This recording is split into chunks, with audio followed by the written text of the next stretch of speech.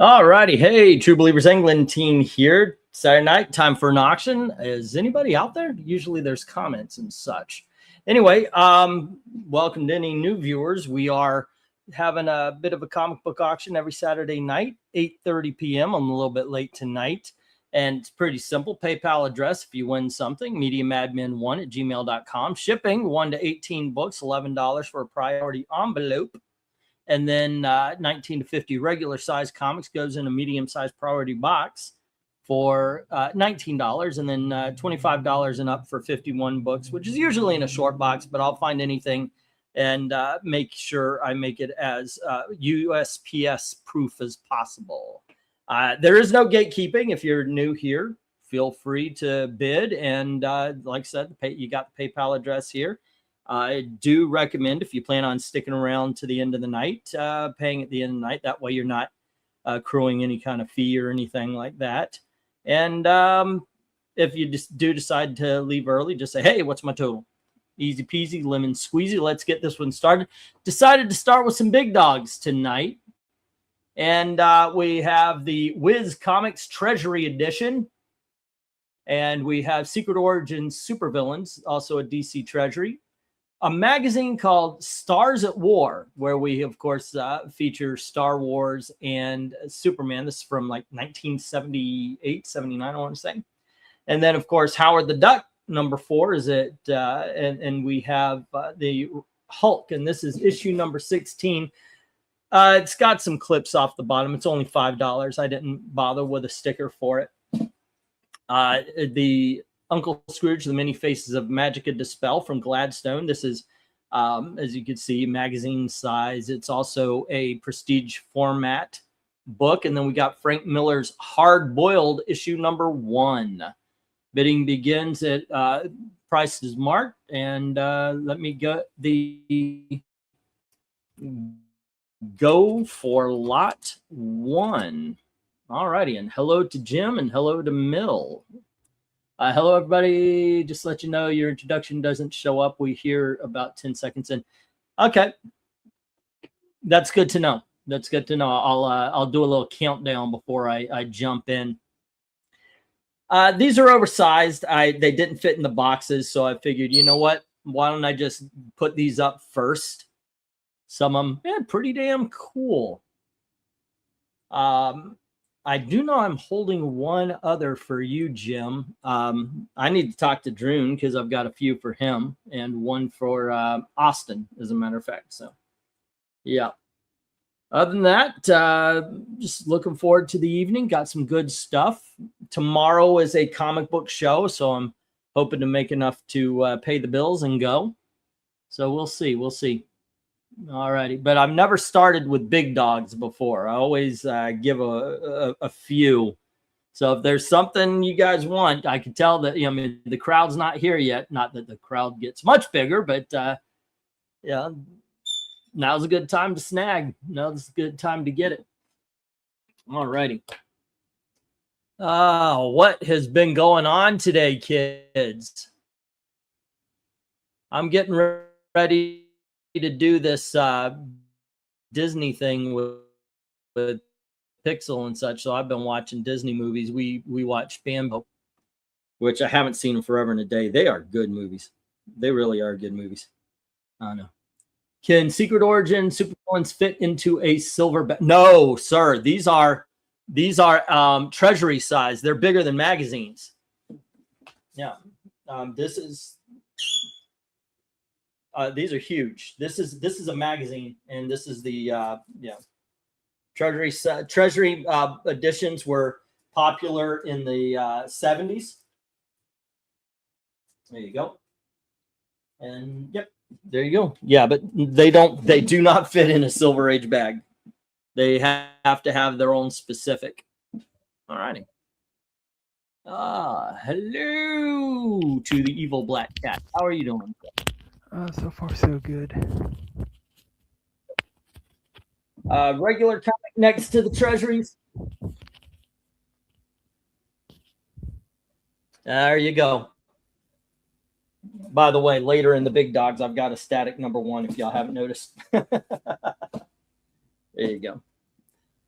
Jim says 15 on A, getting that Wiz Comics. That's in pretty good shape. That is plus it's Wiz Comics number 2. That's one of my favorite comic books of all time. There you go. All righty. We'll get that going. I do recommend the Secret Origin Supervillains. That's a compilation, and it's reprints the origins of the villains you see. And that would be Cheetah, Sinestro, Dr. Savannah, Captain Cold, Joker, and Lex Luthor. And it would be the Silver and or Golden Age. So there you go. All righty. All righty. You'll be great. You'll be swell. Gonna have your heart on a plate. I'm pretty sure it's something like that.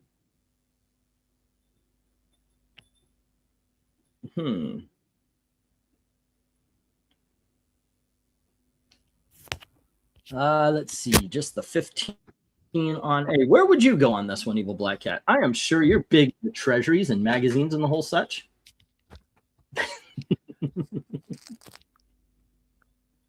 Yeah, I lost sound for a bit there. Oh, I'm pretty sure. Okay, let's see. The treasury. No, did you ask a question? Yeah, I thought you did, but I lost sound. Oh, I said, where would you go? What looks interesting to you? Personally, I would go the Wiz Comics, the Secret Origins, and Uncle Scrooge. I would go the Secret Origins, maybe Wiz. Okay. Oh, and by the way, the Incredible Hulk magazines are awesome as well. I've got the Marvel Essentials on those, and those are a lot of fun. Those are a lot of fun. Yeah. Good times.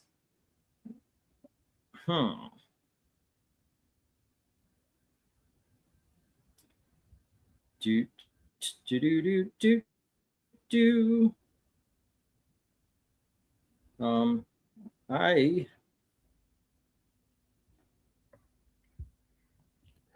So what I'm still waiting. Still waiting for a. Oh, go on ahead. Say again. I was asking the chat what everyone did for Superman Day.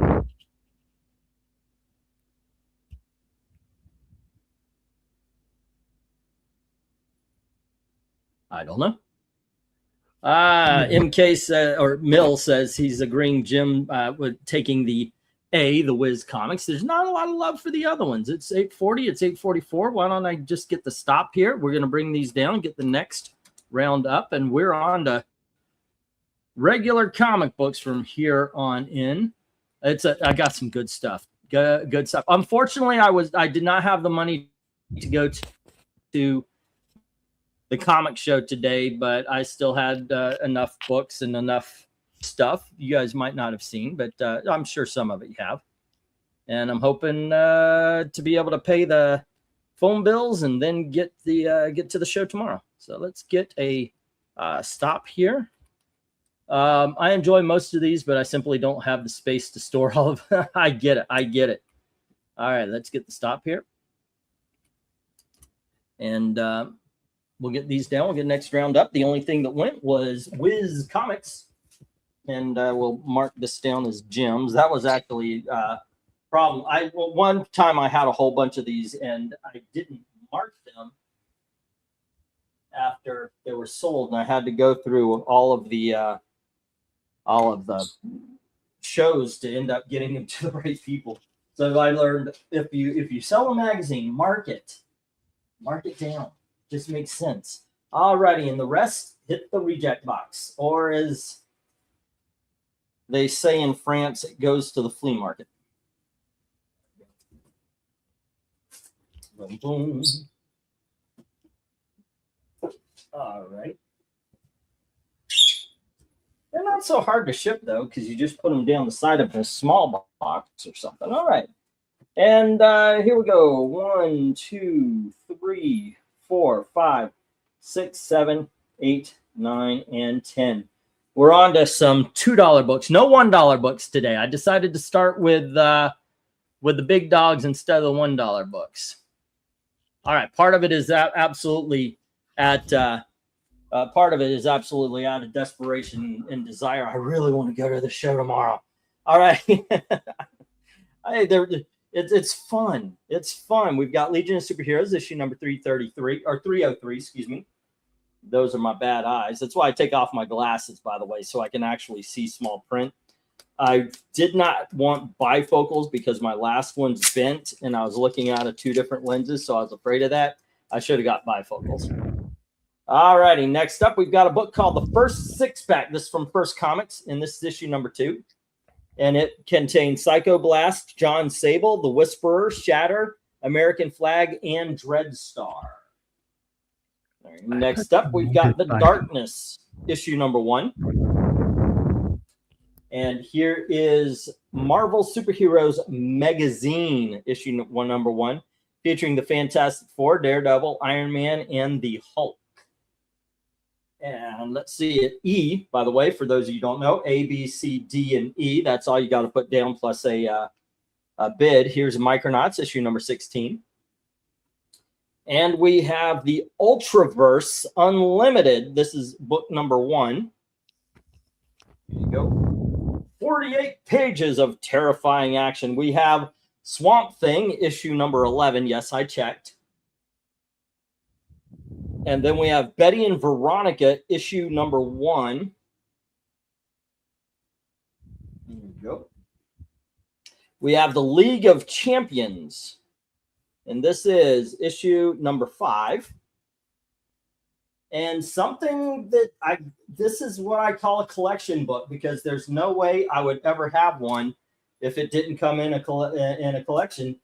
And I never even knew it existed. It's called Commander Canada, issue number 43. So I guess it's popular in Canada. All righty. With that, I'm going to get the go for lot number 2. There we go. Go for lot 2. Here we go. And all right. Were you about to say something, Evil Black Cat, while I was calling stuff out there? I think I was going to ask about one of the books, but I forgot. Say again? I think it was something about the books while you were showing them off. Ah, okay. Well, you were talking. You started talking when I was showing off the first 6-pack, and that has a lot of interesting people and stories there. I mean, Dreadstar, John Sable, American Flag alone makes it worth it. Jim says 2 on the Betty and Veronica. Alrighty.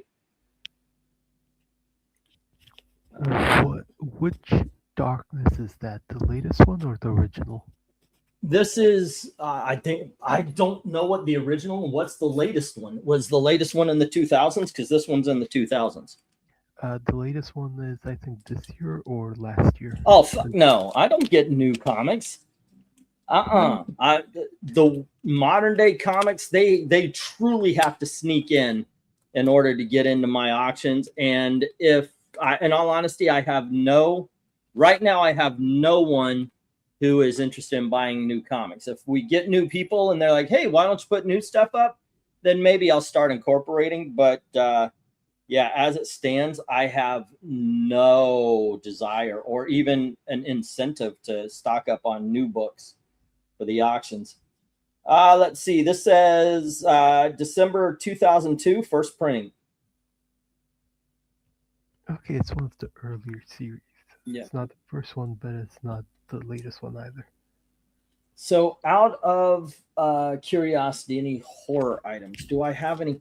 Man, I will look out for those because I know you asked before. I don't think so. In all honesty, I haven't. I got stuck with some Charltons a while back, but I don't even know where they went to. I may have actually sold them to Dom. But yeah, I'll keep an eye out. You tell me, are you looking for something specific? Because I do remember you jumping in here before. Are you looking for a specific title? Or specific titles? Hello to Tony Hayes. How you doing? I've gotten from you, which started my collection like 2 years ago. So your auction. Oh, I appreciate it. I appreciate that. Okay. Yeah, I'll keep an eye out. I mean, right here, of course, you got Swamp Thing, which was written as a horror title. I never read the New 52 version. I like those things like Creep Show, classic things that have short story. Okay, okay, you like the anthology style books and such. All righty, cool. And Tony Hayes comes in with 2 on B, C, and J, which is the first 6-pack, The Darkness #1, and Commander Canada. Tony Hayes going for the little bit bizarre there. All righty, Tony Hayes. And Tony Hayes is at 75, if I remember correctly. All right. And it is The Darkness #1.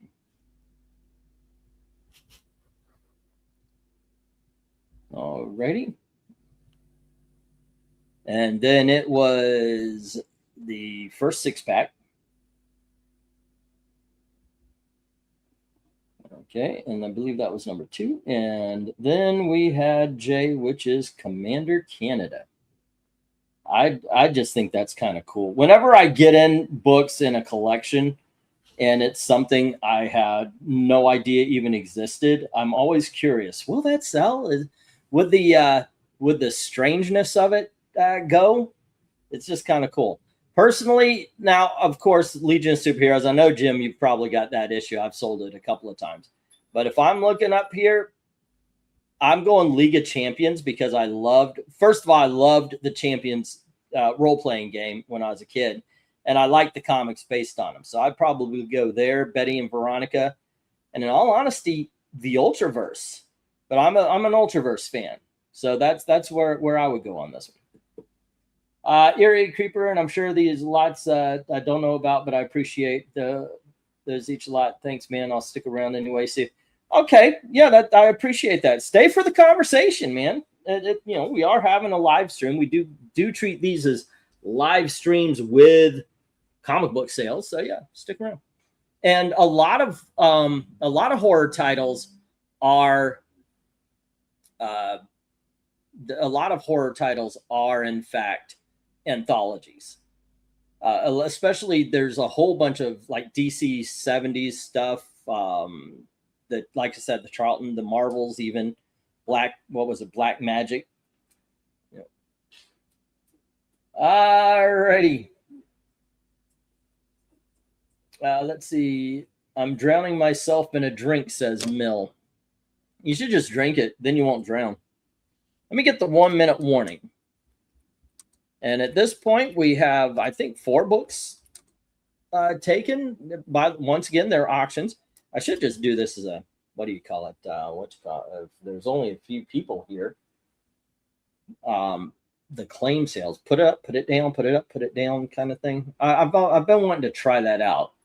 I may do like a midweek thing where I try out a claim sale where I've got everything priced out and I'm just moving books in and out, see how it works. I've seen one guy do it, and he's moving like 4 long boxes in the same span of time. So,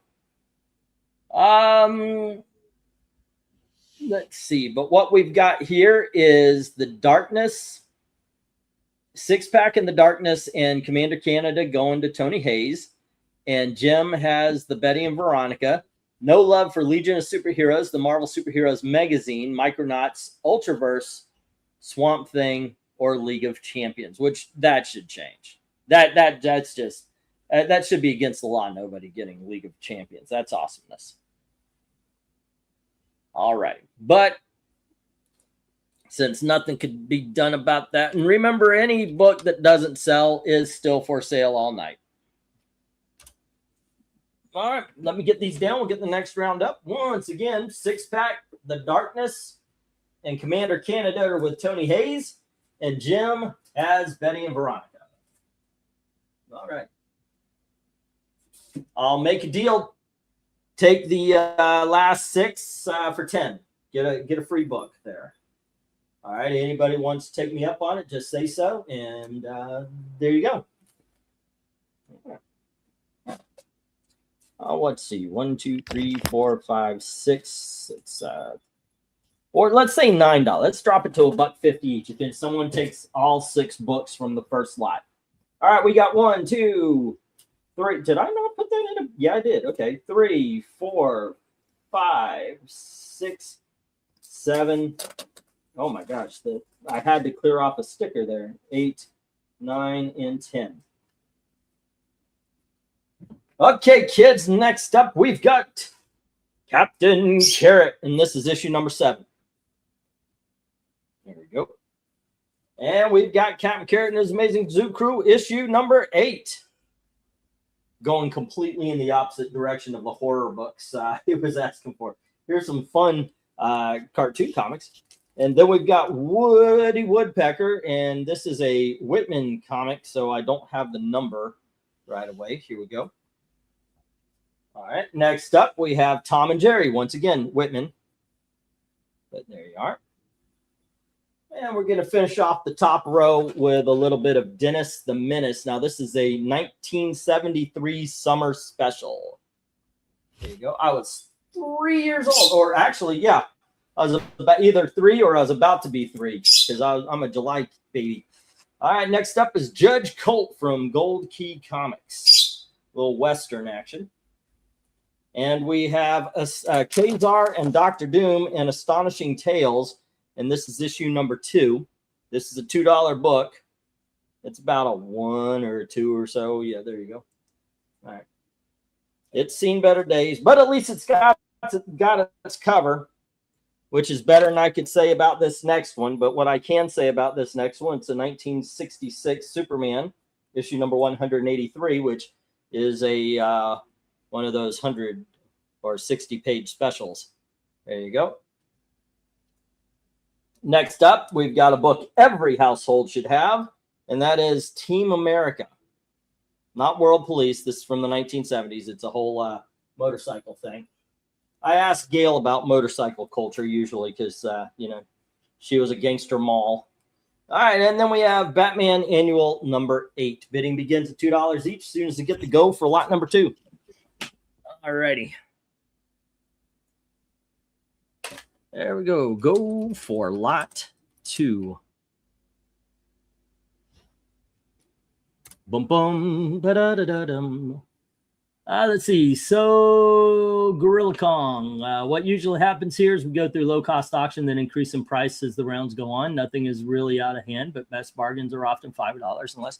I think so. I mean, those are pretty good. I tell when I talk about this, I say really the 2s, the 3s, and the 5. Well, not the 5s, but those really are the bread and butter. Big dogs, though, they pay the bills. Jim says 2 on H, getting the coverless Superman 165, I think it was. And Tony says, you know what? I do need Team America in my collection, which I agree. Everybody should. And Jim correctly recommends Captain Carrot and his Amazing Zoo Crew. Fantastic books there, kids. Fantastic books. All righty. And if you are listening or watching and you have never bid here, feel free to do so. There is no gatekeeping. I'm not going to send you to PayPal to give me all your personal information. It's paid through PayPal, but all you need is my address for that. I need your address to ship. So when you do send payment, make sure that you are giving me your address and a good idea to tell me who you are. So if you put like, oh, it's John Smith, I'm at 5263, whatever street, make sure you're also saying, your YouTube name as well. So I know who to send the books to and such. So. All righty. But with that, we've got 2 on I, the Team America. Team America. Number 1. All righty. And let's see. For Jim, it was the Superman. Okay, and that is Superman. What was that? That was 166 or 1966, but it was something with a 5 in it. Yep, it was issue 183 with a 1966. I was way off. All right. So what's been going on in comic bookdom, Evil Black Cat? Not much. People complaining about. Let's see. So first, I think the solicits dropped yesterday. The which one? DC solicits. Okay. So the usual crowd is complaining about Jeremy Adams because he's conservative and. Oh, wait. Can you, once again, can you only talk normal? I mean, I know you can't be loud, but. How is this? It's better. Yeah. Yeah, I have to bring the mic closer to my face, but basically people hating on Jeremy Adams because they hate Wow. Jeremy Adams. Yeah. Because he's not, like, he's more, he's not conservative, but he's not, like, crazy leftist. Well, these days, if you're not putting the propaganda, if you're not doing the identity stuff, you are conservative in their eyes. You may consider yourself not, but eventually they're going to turn on you, man. It's happened to so many people. If they don't follow every bit, they're kind of kicked from the tribe. It's kind of sad. And then complaining about cover fan, not stylized covers, because not, how would I say it? Not puritanical enough. Right. Okay. All right. Because there's this new Stephanie Brown cover out from the Absolute Robins. That's kind of anime stylized, and they're like, "Oh, she's supposed to be a kid. Why are you drawing her like this? Blah blah blah," and all that. Okay. So Mill saying, and, "Oh, sorry." So basic news is just covers and that covers and solicits. Reaction to those. Mill's saying he's not going to grab G right now, but he may later. We got the 1 minute warning right now. Jim has the Superman. Tony Hayes has the Team America. No other bids or bidders. Once again, if you are watching, feel free to bid. It's open to everybody. It's open to everybody. All righty. And with that, let me actually get the stop and we'll move on to the next round. All right, here we go. Oh, and Zack Snyder revealed that he planned on having Aquaman's dad killed off at the beginning of his movie or some point in this movie. And now all the Snyder cultists are now hating on Aquaman and saying it was a bad film. Okay. Yeah, so that is all that's up with the plan.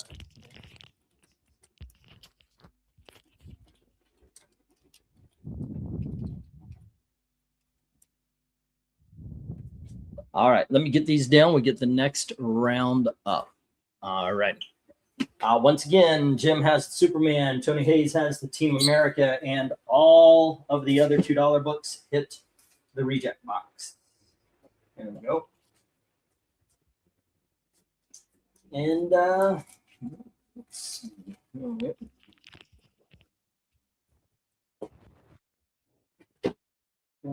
Next, another $2. We have Megaton Man. This is issue number 5. And we have Megaton Man. This from Kitchen Sink. Same company did the Turtles. There's Mega Man number 10. We have Man of War from Malibu Comics. That's issue number 1. And here is Man of War issue number 2. And we have issue number 3. And next, we're going to move on to some Protectors, also from Malibu. Here's issue number 4. We have issue number 9. Issue number 13, which is part of the Genesis storyline from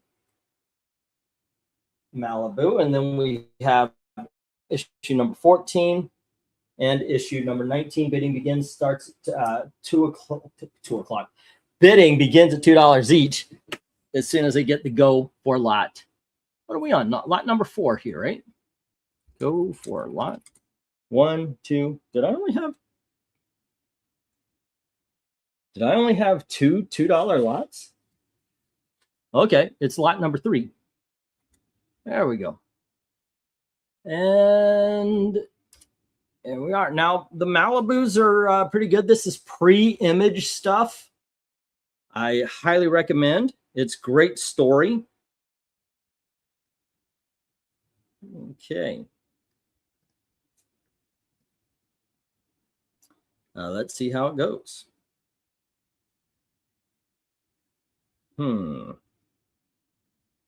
I have not exactly found a lot of stuff to talk about as far as comics. We had a good live stream last night, but it was kind of funny because RDV was getting on to me for not talking about comics. Everybody else was talking about movies and such and music. It's just I don't talk about new books.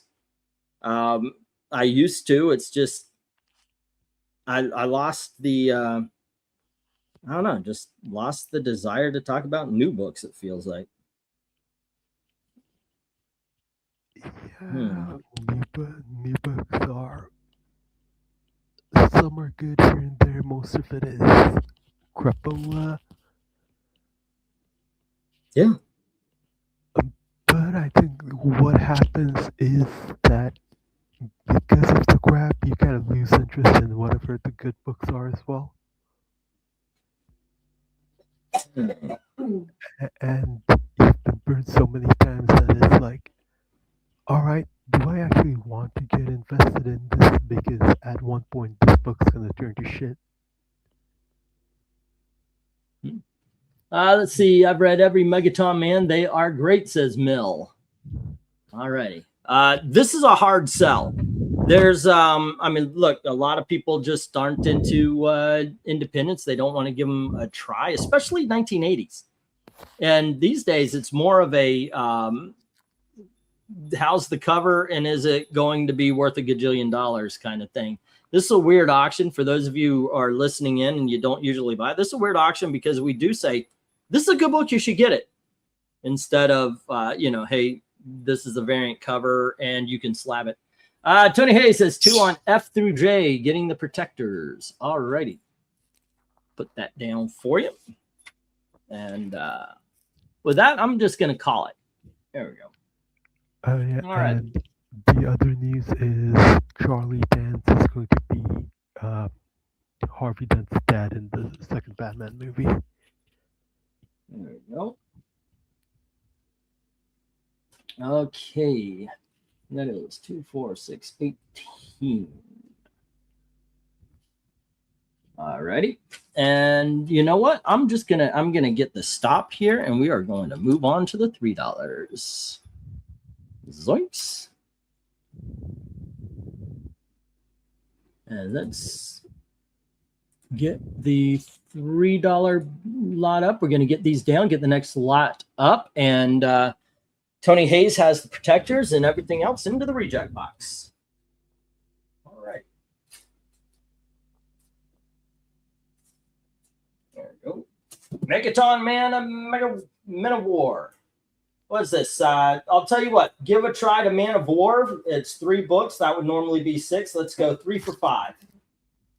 And the Mega Man, that would be 4. Let's go 3. All right. And here we go. Oh, shoot.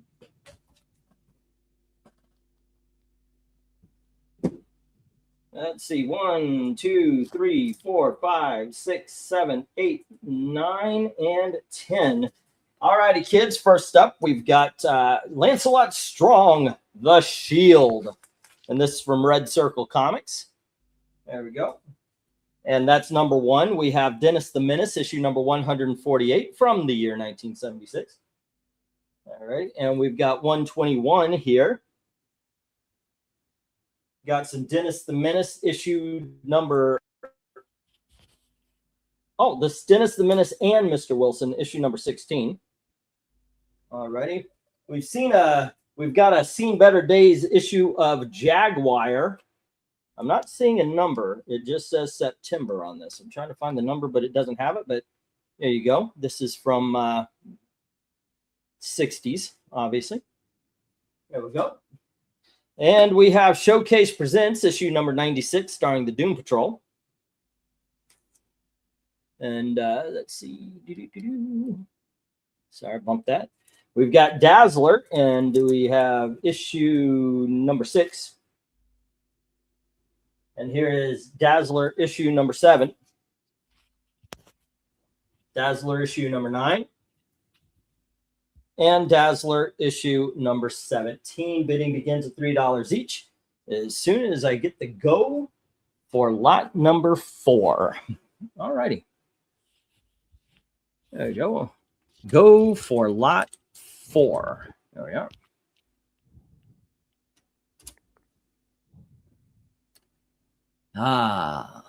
Let's see. We've got some independents. We got some DC and Marvel on the bottom. Dazzler is such a fun read. Can't recommend that enough. Also, the old Archie superheroes are also a lot of fun. I liked them in Impact. I checked them out with the 1960s versions. That's where I would go to. I'm sure Eric would have said go for the Doom Patrol. There you go. Some great stuff here. Jim says 3 F through J. All righty. The Doom Patrol and the Dazzler in the hands of Jim right now. All right. And that is it's not Doom Patrol. It's actually Showcase Presents Doom Patrol. Issue number 96. And then we got some Dazzler. Once again, those numbers were 6 and 7, 9 and 17. Alrighty. 3, 3, 3, 3. And that is 25, 31, 34. Okie doke. And let's see. Any love for the Dennis the Menace? Or Jaguar or Shield? Let me get the 1 minute warning here. Oh, wait. No, we're still in the first minute. Say again, Evil Black Cat. So as it stands for both lot 4 and lot 3, the bottomer all went, the topper wasn't going.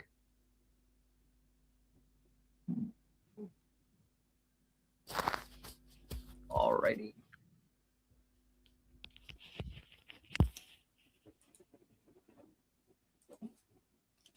Let's see. What do we got going on?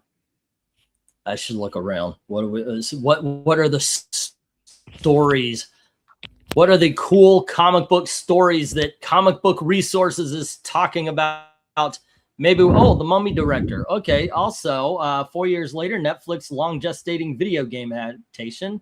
What's coming to Disney Plus? Oh, wait. How far down do you have to go for comics? Seriously, it's kind of fun. I make a joke of it anytime I look that none of the comic book news sources are actually talking about comics. Yeah, because they don't really have that much to talk about. Like, things have gotten so sanitized and by the numbers that no one has anything to complain about here. Like before, and the main news is, like I said, Charlie Dance is going to be Harvey Dent's dad in the new Batman sequel. Okay. And Scarlett Johansson has been confirmed to be playing Gilda Dent.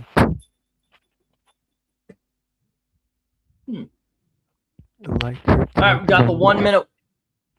Got the 1 minute warning, and right now Jim has the Doom Patrol and the Dazzler. There's no love for the Shield, the Jaguar, or the Dennis the Menace. All righty. Dun, dun. You know what? I'm just going to hit stop, and we can move.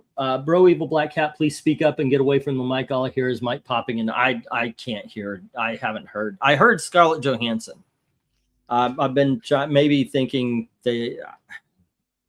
I can't hear you. I mean, honestly, I wish I could, and I appreciate you jumping on and trying to help, but I cannot hear a word you're saying.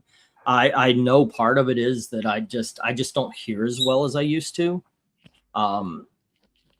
and a lot of I lose because I worked at a place called Twister at Universal Studios. It was incredibly loud. I've lost certain registers, but I honestly I can't hear a word you're saying, dude. Except for Scarlett Johansson. I know you were talking about Scarlett Johansson. She is going to be Gilda Dent. She's going to be killed at what? Gilda Dent. Gilderdead. Gilda Dent. That's what I'm talking about. I've lost it. I wish I did because I love having somebody to chat with. I don't hear it. I apologize because I know I do appreciate you jumping on. It's just I honestly I can't hear. Oh, I can't hear a word. I mean, I can. I mean, a Gilderdead is what I'm hearing you say, and when you repeated yourself, you just repeated Gilderdead. Yeah. Let's see. I love EBC being here to add support and info, but dang, I can't hear 90% of what he's saying either. Says email. That's why I asked, can you speak in a normal voice? I know your household is asleep. He's not in America, guys. He is on the other side of the ocean, and everybody's asleep there. So, like I said, I truly appreciate it, but unfortunately, I can't hear it. How about if I talk like this? If I hold the mic too close where you can't hear me, the problem is that it picks up a lot of static and my breathing. Yeah, it's all whispery and you sound like the gopher from Winnie the Pooh. It's I mean, I can hear you a little bit better, but yeah, I get it. It's like blowing into the mic at that point. So yeah, it's a little catch-22. Let me get these things down here. Let me get the next round up. All righty. And we'll get the next of the $3 books. Zoinks. All righty, Jim has the bottom row. Everything else, like most of the stuff tonight, into the reject box. All righty. There we go. Jim has the Dazzler and the Doom Patrol. Shield and the Dennis the Menace into the rejects. Here we go, guys.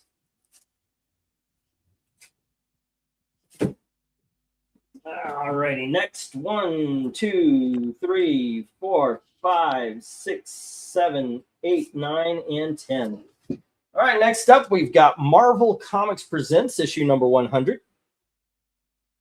And we have Battlestar Galactica, issue number 16. And we have Battlestar Galactica, issue number 19. And here is Star Wars The Mandalorian, issue number 2. That's a variant cover, I believe. And then we have Star Wars The Mandalorian. Hey, look, it's issue number 2, variant cover. Next, we have Star Wars Crimson Reign, issue number 1, the Darth Vader cover. And we have Star Wars issue number 19, the 50th anniversary. And this is the Han Solo cover. We have Crimson Reign Star Wars issue number 23. And we have Star Wars issue number 25. And going all the way back to Dark Horse Star Wars, we have Crimson Empire number 2, issue 3. Bidding begins at $3 each. As soon as you get the go for lot number, what are we on? 5? 5 now? Yep. Go for lot 5. All righty. Let's see. Okay, True props for Cat being here. Yes, that's why I say I truly respect and appreciate it. What we need are some people on here that aren't limited to sound, so Black Cat's to sit back and relax like I'm doing right now. Yeah, sometimes One Slick will jump on, or I've been trying to get Eric or RDV, or they're watching wrestling, so they're not coming in. Been trying to get Dom, or just I'm almost done trying to asking Dalton, you can only ask somebody so many times to jump on, only to hear them tell you no before it's like, okay, I get the message. Whatever, and this is the message I'm being sent. Whatever friendship we had, it is not as important. That's after a while, it's like, okay, and that's happened. It's happened before. All right.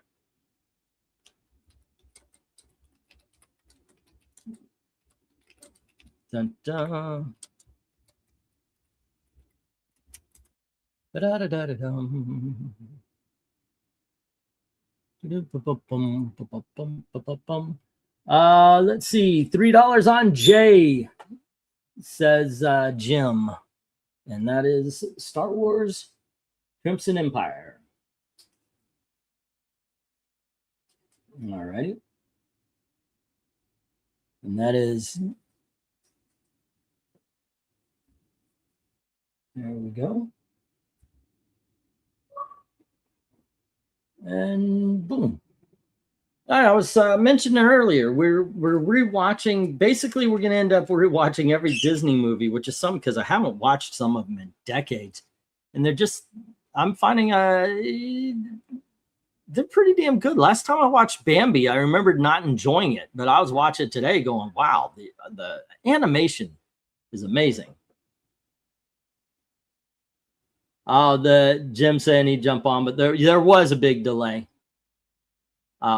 There was like 30 seconds. It hurt.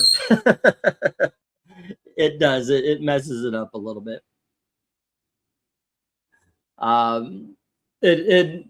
That leads to being talked over so much when you have that going on. It's kind of bad because you don't want that. You want an easygoing conversation. I mean, I guess it would also help that if I got a computer that could do the job I'm asking it to do, that would be kind of cool. But you never know. You never know. Same with calling into radio stations podcast. Yeah, it's a bit like that. It really is. Wow. All righty. So far, Jim has 3 on Jay. All righty. And not much love for anything else here. Okay.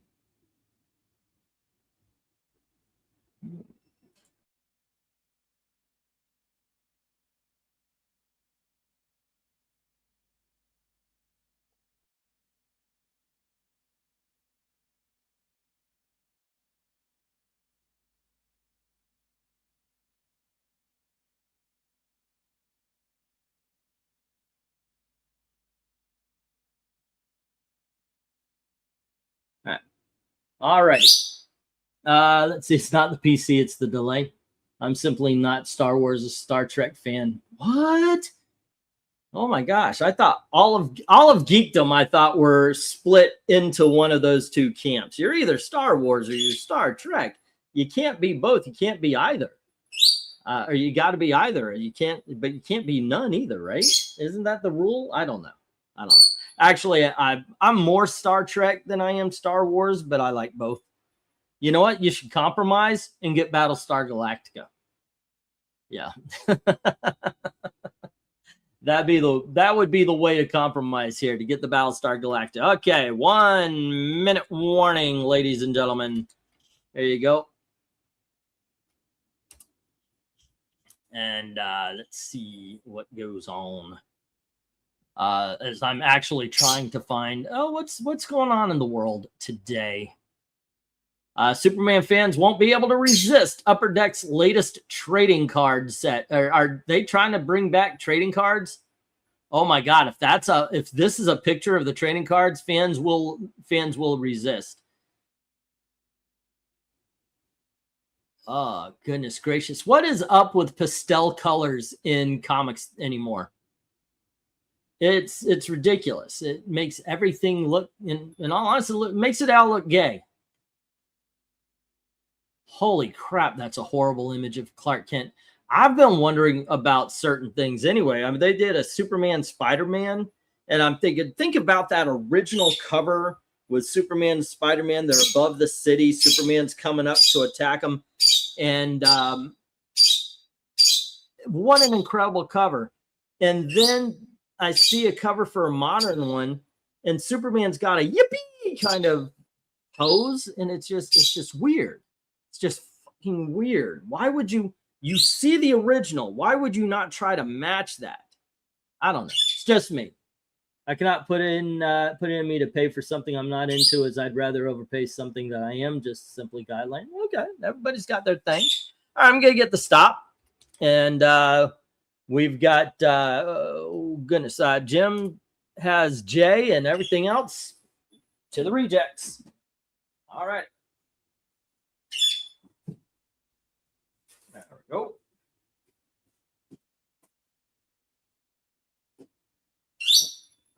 Okay, here we are. And next, we have Legion of Superheroes, issue number 287. And we have issue number 288. All right, here is 286. There you go. Oh, I thought these were in order. Screw it. Here is issue number 276. And we have issue number 295. We've got 296. There you go, 297.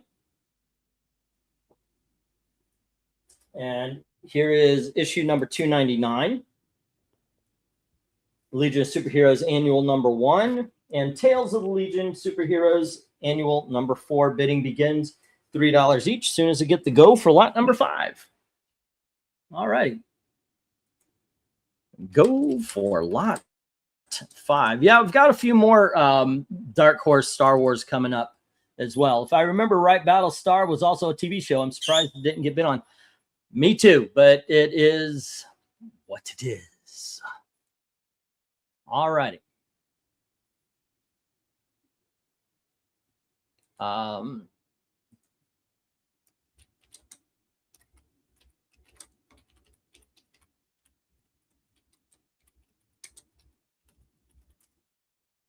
There we go.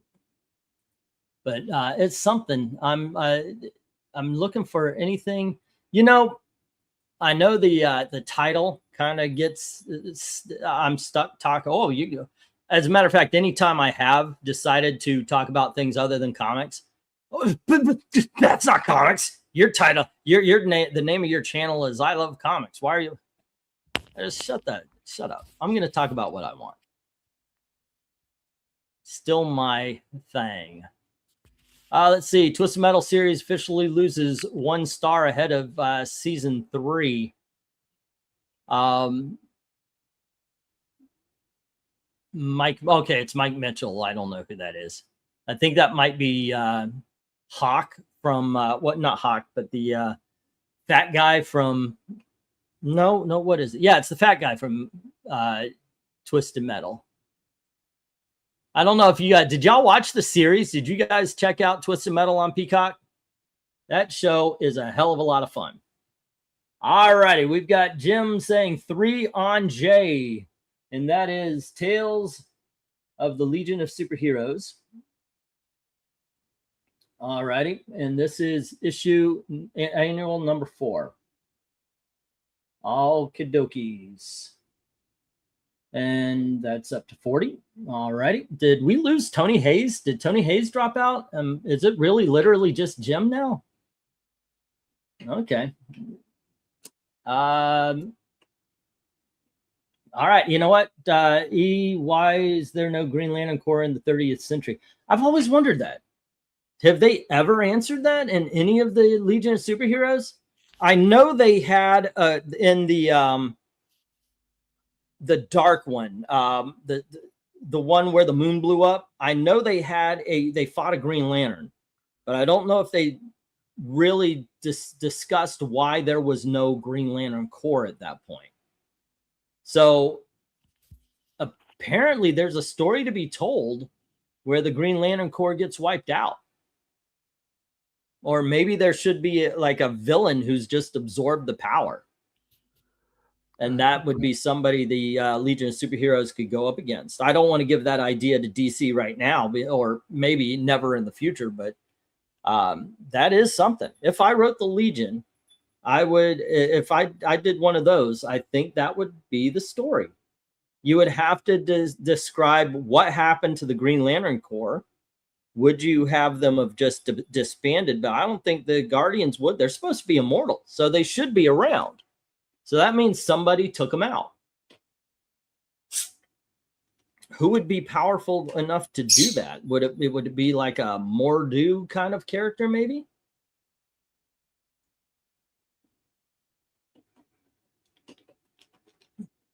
My bad. Legion of Superheroes in the E position has why the okay. Thank you. Okay, see, I was coming up with stories and shit in my head. All righty. That explains it. Hey, it works, right? Okay. It looks like this is just the running theme of the evening. I'm going to get the 1 minute warning here. Jim has the J book, and the rest are going to hit the reject box. There you go. All righty. Oh, goodness. Okay. So Jim has. No, I got to turn off my TV again. Jim has. Nope, not that one. That one's in the rejects. Jim has the Tales of the Legion of Superheroes Annual number 4. Everything else is in the reject box. There it is. Okay. Okay, and let's get the next. Boom.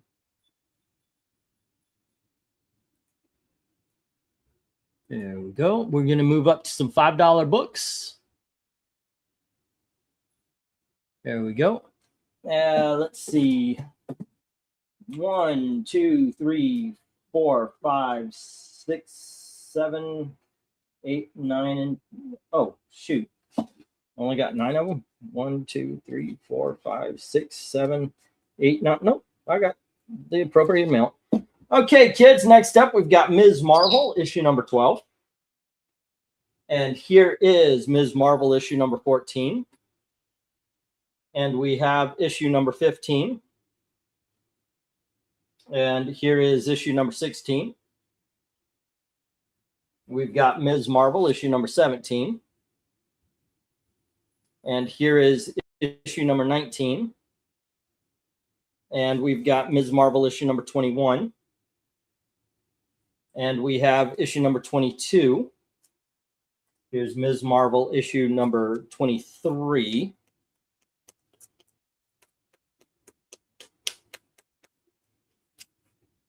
Shit. Here's issue number 23 and issue number 24. Bidding begins at $5 each. That is just a tag on the outside of the bag. Sorry, guys. Let me get the go for lot number 6. All right. All right, go for lot 6. Here we are. That's what we're on, right? Okay, let's see. Any lovers of the Ms. Marvel series?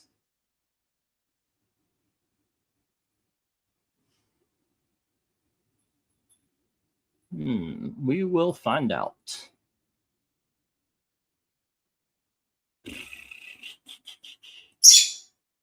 KK, this is the 26th. Yes, this is the no, not 2016, 2000s. By the 2011, she was Captain Marvel and being drawn like a man. This is the 2000s where she is actually drawn like a woman. Jim, it's only you. Are you interested in these? Because I could move on to the next. All righty.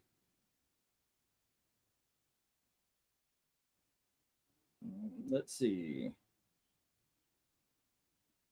Oh, they're putting out a Superpowers Black Canary from the 1970s. That's something. She was a little bit different in the 1980s when it had that. Yeah, in the 2000s. It was a really good run, too. I started reading it with the Secret Invasion. And just kept going. It's such a fun series. I'll tell you what. What do we got? We got 10. That would be 50. Let's go 35. It's 25% off. Get the whole bunch of them for 35.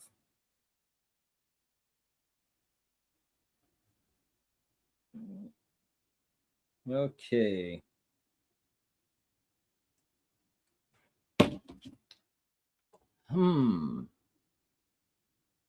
And I've got to try to find something here. Bum, bum, bum, bum, bum, bum, bum, bum, bum. Keep the conversation going. My feed has got no comic book stuff in it, no geek stuff. I've read so much politics. That's all it's filled with. It's literally just filled with. Because in all honesty, I'm blocked from everybody. Like there's nobody that allows me to see their their Twitter profiles that make comics. I am blocked by everybody. I used to follow Ethan Van Sciver, and they did chain blocks, and I can't get to anybody anymore. So a lot of times when it comes to comic book news, like on Twitter and such, I can't get to it. Yeah, but they made it so that you can look at their tweets, but you can't reply or quote tweet them. Like you can look at them, you can't interact with them. No, well, I can't look at any. I don't know. I haven't typed in their names or anything like that. You're gonna have to them out and look for what they say. If someone retweets them, you can see that. Otherwise, you'll have to search them out. But the new feature that that, like, you might block someone, but they can still look at everything you're doing. Let's see. Mill is asking the question: Punisher or Deadpool? Who do you want in your corner when the shit hits the fan? Punisher. Punisher has a moral code, and Deadpool, what I would do is I would make sure to shoot Deadpool in the head, and when he's wobbly, cut him up into pieces, put him into individual boxes, and then try to hide him so nobody ever cosplays him ever again thinking they're funny. I honestly, I don't like Deadpool by association with cosplayers, in all honesty. It just is so bad. So very bad. All right. Okay. Alrighty. All the Ms. Marvels coming down into the reject box. The ever-filling reject box tonight. There you go. I'm going to get the next round. Did I hear it? Hey, Dom, what's up, my friend? I'm doing well. I recently just got back to my apartment. How about you? Well, hey, no. Doing all right. I'm doing okay. Yeah. I'm worried about my brother. I was supposed to call my brother, but I got into doing the auction, getting the auction ready, and I didn't call him, and I'm just kind of worried, and it's stressing me out a little bit, which is kind of, I think, bleeding in. Gail's actually told me to calm down a little bit already.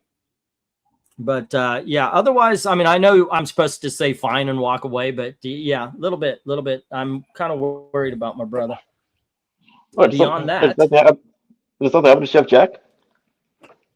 Yeah. He got MRSA, and they're gonna cut his leg off, and his body's been trying to shut him down for a while. He's had 7 strokes, a triple bypass, and now this. So I'm just worried, is he gonna be healthy enough to go through the surgery and all that? So, MRSA. Yeah, that's a new one. Don't put up any stress. You try calling him. Yeah. If I call him muted, then there will be silence. There would have been silence for a long time. But no, that actually started. But yeah, I'm trying not to be. So yeah, because I mean, we want to have a good time. We want to have a good time at the auction and everything. So, right. But yeah, that's what's going on. I'm just worried about my brother. I mean, all right. Let me get this next. What? I'm sorry. Well, yeah. Well, as any sibling like logically would. Yeah. Yeah. And I feel bad I didn't call him today. Because in all honesty, I just woke up and I started getting to work. And it wasn't until I was picking up Gail. I was like, oh shit, I gotta call my brother. And then I came home and I got back to work. And I tend to get a little bit one vision track minded, you know, when I'm doing that. Yeah, tunnel vision. That's yeah. All right, let me get these up here. We've got Just Imagine Stan Lee's Crisis. There we go. We've got Just Imagine Stan Lee's Sandman. Oh yeah, I almost forgot he did Sandman. Yeah, I know. I think that's the first time I've ever. No, I think I might have had it once, but yeah, I don't think I get that one very much. Here's Stan Lee's Green Lantern. All righty. Next up, we have X-Men Alpha. And we have X-Men Omega, part of the Apocalypse from the ninth story. Age of Apocalypse event. Age of Apocalypse, yep. Green Lantern Ganthet's Tale. Oh, by the way, this, and this are prestige format double-sized comics. These are, as you can see, the chrome covers and such, but those are also double-sized covers. We have Batman Dark Allegiances by Howard Chaykin. That's in Elseworlds. We've got Batman Judge Dredd, The Ultimate Riddle. There we go. We've got Star Wars Tales, issue number 2. This is also prestige format. And we have Action Comics, issue number 544, first appearance of the Metallic Brainiac. All righty. And with that, let me get the go for lot number 7. All right, go for lot 7. I'm surprised. I'm surprised no one picked up Miss Marvel from the last lot, because like that's Brian Reed's run. It's almost it's as like not almost it's as iconic as the original run done by Claremont. And in all honesty, it's better than the original run done by Claremont. I think so anyway. Well, you're not wrong. I'm a Claremont fan, but you know, some things can step ahead.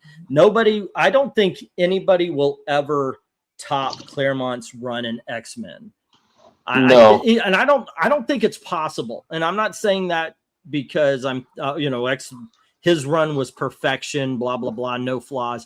I'm not saying that. Yeah. It's like somebody might actually be more musically inclined than the Beatles, but nobody's ever going to top the Beatles, or no solo act is ever going to top Elvis or Michael Jackson. You know, it's just some things are so iconic that just by default they win.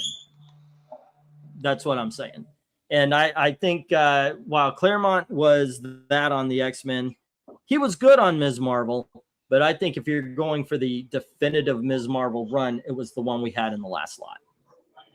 No, I agree. You can tell Reed it's either he did his homework with Ms. Marvel, or he is a lifelong fan like of Carol.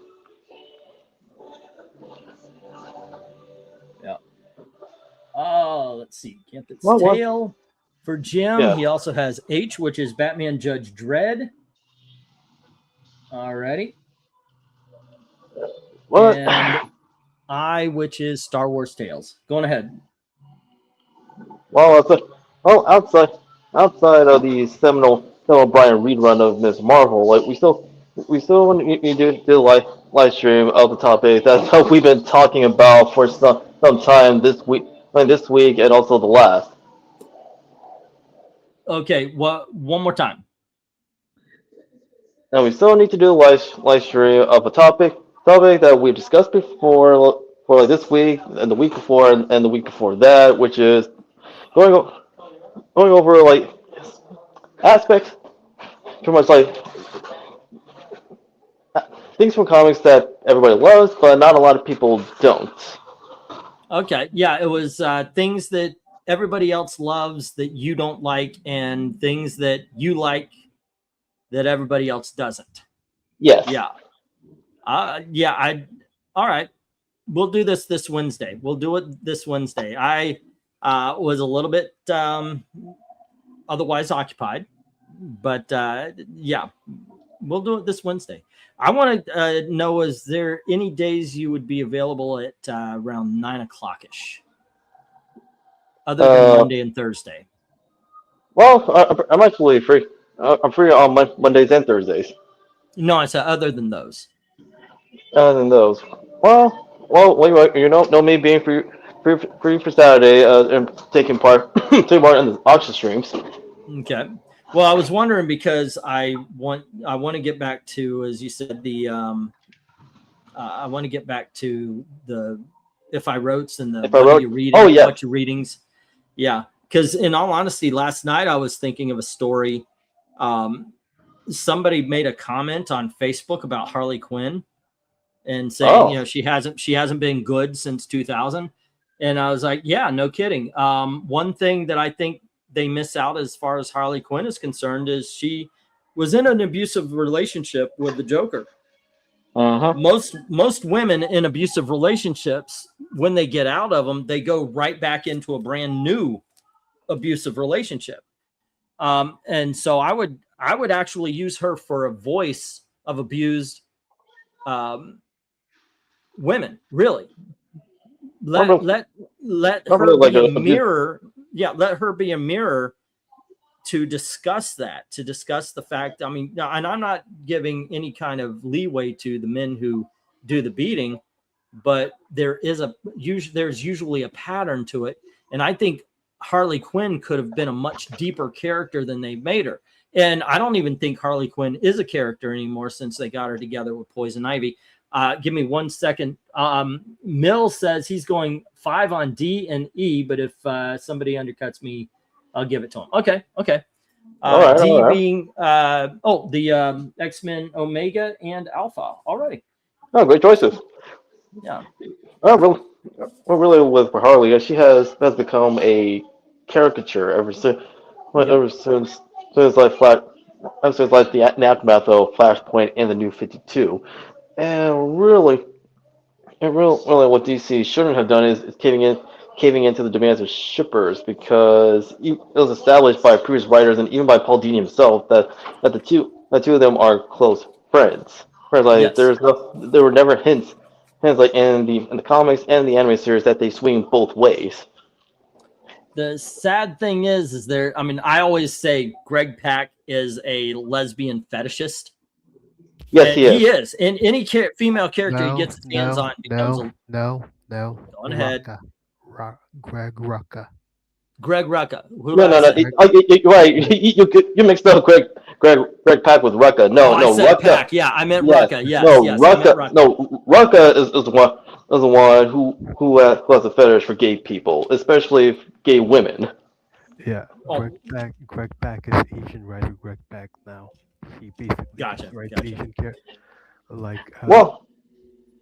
Back then, like with Pak, he wasn't limited, nor did he limit himself in writing only Asian characters or those of Asian descent.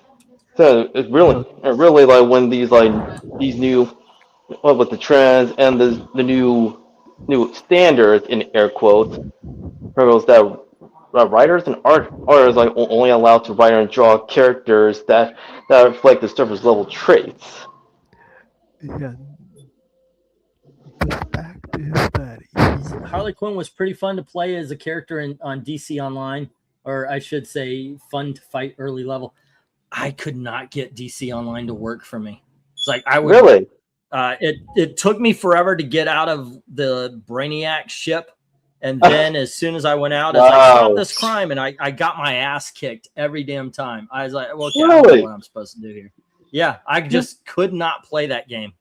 But I'm the same way with the Avengers. Easy. That game that came out, I can't get Iron Man off the goddamn.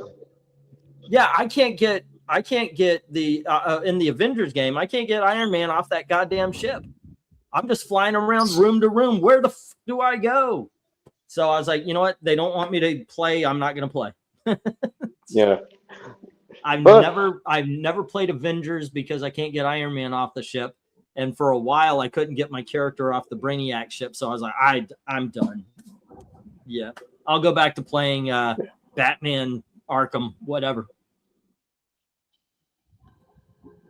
DC Online was really fun. I wanted to play it. I was so jazzed to play it. I'll play it. Oh, go ahead. With DC Universe Online, was one of the appeals to that free-to-play game is the setting is pretty much pre-New 52 DCU until like later on they started incorporating events and characters that came about in New 52 and Rebirth, such as adapting Dark Knight's Metal, which features the titular Dark Knights, Barbados. Well, to be fair with Barbados, he made his debut before Rebirth and New 52. Well, of course, like there's the Batman Who Laughs main appearance, and there is actually a season dedicated to the Legion of Superheroes, but they feature the new designs of the Legion from Brian Michael Bendis' Legion of Superheroes series instead of the traditional Legion. All right, we got the stop. X-Men Omega and Alpha are Mill. And Jim has Ganthet's Tale, Batman Riddlers, and Star Wars Tales of Jedi. Oh, Star Wars Tales. Okay. Everything else hits the reject box. All of the Stan Lees, as well as Dark Allegiances and Action Comics 544, first appearance of Metallic Brainiac. All right. Fun times. And next up is Big Dogs. And that is... Oh, I need to switch to Clifford again. We started with a Big Dog lot. Here is the actual Big Dog lots. Let's see. 1, 2, 3, 4, 5. Oh, no. Oh, hell. This is just... There we go. All righty, gang. From 1992, we have Universal Monsters The Mummy. There we go. And we have Tomb Raider and Witchblade, first appearance of Tomb Raider in comics. I forgot what cover this is. I guess it's Turner, it looks like. Yeah. I think it's like cover E or something like that. Then we have from Hamilton Comics, and I think this is 1994, 95. This is Mighty Morphin Power Rangers Saga, issue number 1. And then we have the Final Night trade paperback. And we have the Elektra Saga. And this is, I believe, 4 issues. There you go. This basically is all of the Elektra story in the Daredevil, Frank Miller's Daredevil run. And it is a lot of fun. This is the way I was actually introduced to Daredevil's run. I picked this story up when I was a kid first. It kind of reads like a Cliff Notes, but in all honesty, I think this is the real story of the Frank Miller Daredevil run. So it works. It's excellent. No matter what else I put up here, that is going to be the book to beat right there. Let's see. What do I got? I'm going to put that on the inside. This is not the same one that was in the auction last week or the week before. Just so happened that I got another run. But here is Legion of Superheroes, issue 294, 293, 292, 291, and issue number 290 of Legion of Superheroes, the Great Darkness Saga. And they are at $3 a book. So that brings it to $15. We have FemForce, issue number 1. And we have Star Wars reprint. I looked this up. I'll look it up again to find out which one, but it is Whitman. And it's the one with the empty box, and it says reprint. There you go. Okay. And then we have Men in Black. There you go. And this is also a limited edition. It's autographed by the artist. It says it's got a certificate of authenticity. This is to certify that this copy of Men in Black #1 American Entertainment exclusive cover is signed by creator and writer Lowell Cunningham. This limited signed edition is available exclusively as an official Wizard authentic product. There we go. All right. Took me a while to actually find out what that is. Okay, now this is really, really cool in my opinion. We have Western Heroes. It's issue number 82. This, I believe, is 1949, so it's flat out gold. There's no getting around. This is a golden age freaking comic right here. And it is, let me make sure of the date. It is from 1949, as I said before. It is in excellent condition. I mean, it's not mint or anything like that. It does have problems, but the colors are bright. The staples are attached. All righty. This is a really good shape, really well-shaped Golden Age comic. All right. I would put 10 to 15 easily. I bumped it up to 20 because it's got this little extra feature, a rare printing error of being double covered. Yeah, pretty cool. There you go. So I thought that was pretty neat. It's a rare error. It happens on comics from time to time, but there you go. I thought that was pretty cool. A double covered Golden Age comic. 1949, great shape. Western Heroes, number 82. There we go. All righty. Oof. So where would you go to, Dom? What looks cool to you as I put up the go for lot number 10, I guess we're on, right? What are we on now? We are on lot number 8. Where would you go on this one?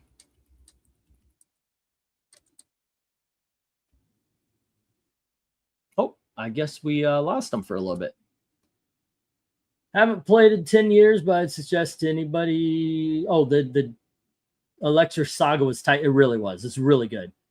And I'm a big DC fan, or Daredevil fan as well. Let's see. What else we got?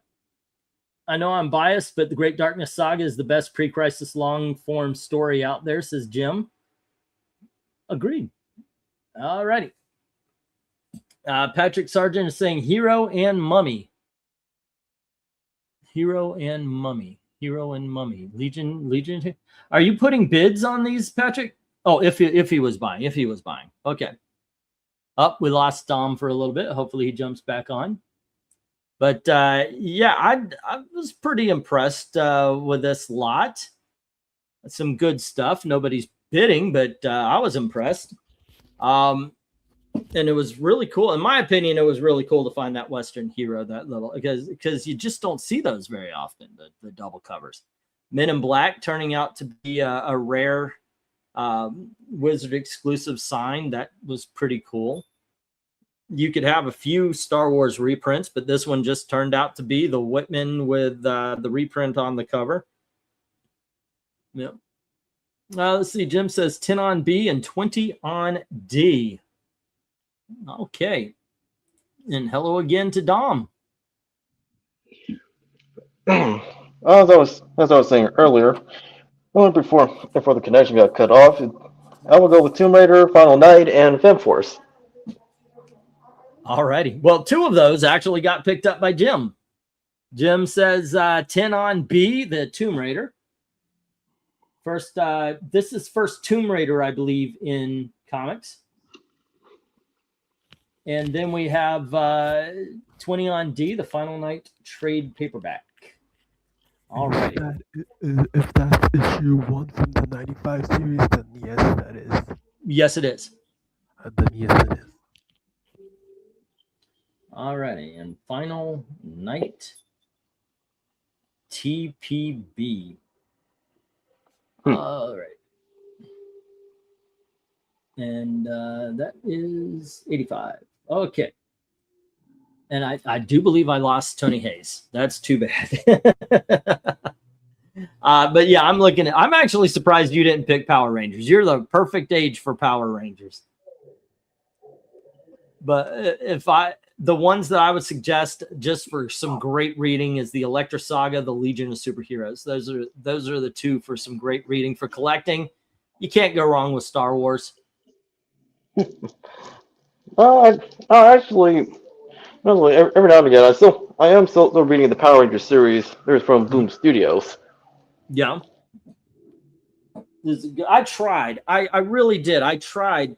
There was one story that was made a few years back. The covers all had them holding their helmets.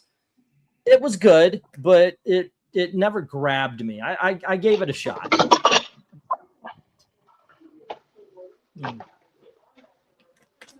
Yep. Yeah, back in the 90s, I had a friend who was way into the Power Rangers. And yeah, so I went and saw the movie with him and all that. And he's an adult. But yeah, just not my cup of tea, but God bless you for liking them, it's people like what they like. Although I didn't mind the movie with Elizabeth Banks as the bad guy. Rita. Because it was so okay. Rita Repulsive? Repulsa. Rita Repulsa. Repulsa. Okay. Yeah, it was so bad. I found it entertaining. I just thought this is one of those movies I'm sure is driving fans crazy because it is not great. But some things are just like that. Some things like I like it for the over the topness. There are things about Catwoman I like because it is so stupid. It is so terribly bad. Somebody made Catwoman and went, yeah, that's pretty cool. And it amazes me that those decisions were made, and I can enjoy on that. Yeah. I wouldn't mind maybe 22 for H, but I'd rather get the original. Well, the original is going to be a little bit more than the original is going to be a bit more than $25. But 22 for H. Let me see. What is my margin on that? It can because I did not pay little bit. Let me check what that is because there's a couple books up here where the margin is very close. I'm not making a lot of money on the FemForce #1. I know that. Let me check on that one. Well, my thinking was if it doesn't sell, it would look good up on a wall,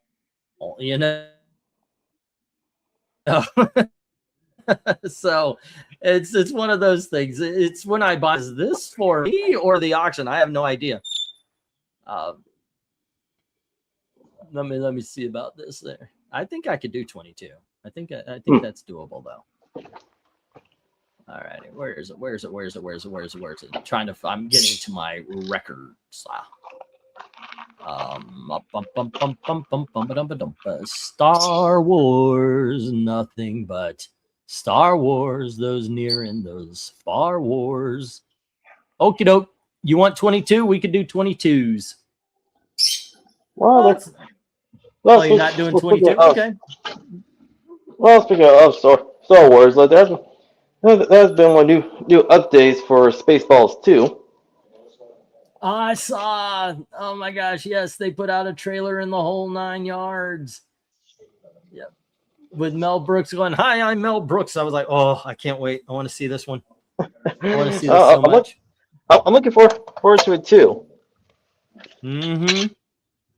Now, of course, God rest John Candy, man. Yeah, may he rest in peace. And honestly, I don't think casting like Josh Gad like as LeVar's son does make sense.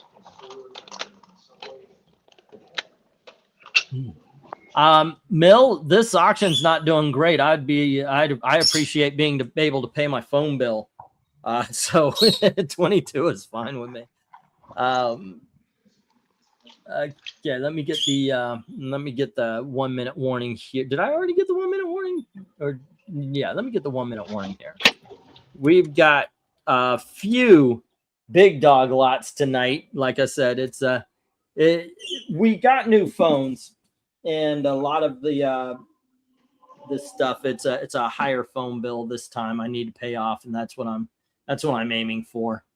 But there you go. How are you feeling today, England team? You know what? Now that I have somebody to talk, and God bless you, Evil Black Cat. I do appreciate it, but I'm not stuck in my head when I have somebody feeding some topics and we can talk about it. So yeah, actually, I'm feeling a lot better. Because I'm worried about my brother, and when we're talking about whatever we're talking about, it gets the mind off of it. So yeah, I'm damn near begging, please somebody come on so I could, but yeah, I'd hook you up, but not much that tickles my fancy tonight. You know what? It happens. One auction, you're oh, I'll take everything, and the other, not so much. That Batman Ares took off first blind bag issue. Now it's forgotten. The Batman series. Okay. Well, didn't they just do a Daredevil that everybody was saying was great, but they were really just buying the blind bags? Maybe that's what I should do. I'll do a blind auction. A blind bag for Daredevil. Say again? Yeah, but it's not gonna. A blind bag for Daredevil. Who thought of that? Even though Stephanie Phillips is not that good of a comic book writer, and yet she keeps on feeling upwards. Now, Stephanie Phillips, what did she do? Because there's two Stephanies, and I get them mixed up. Actually, Wes, Doc, and the aficionados, I think critical. There's pretty much like a running joke. Regarding Stephanie Phillips and the other Stephanie. What's the other Stephanie? Williams. I get them mixed up so much. Stephanie who? Williams. Stephanie Williams. Okay, so Stephanie Phillips, she's the one that did like Eat the Rich and that zombie comic and Black Widow, right? No. Black Widow was Kelly Thompson. Nah, I have no idea. I'm way off. All right, let me get these down. We'll get the next round. And Jim had the Tomb Raider in the final night, and I do believe that is it. That is all. All right, so let me get everything else into the rejects. Here we go.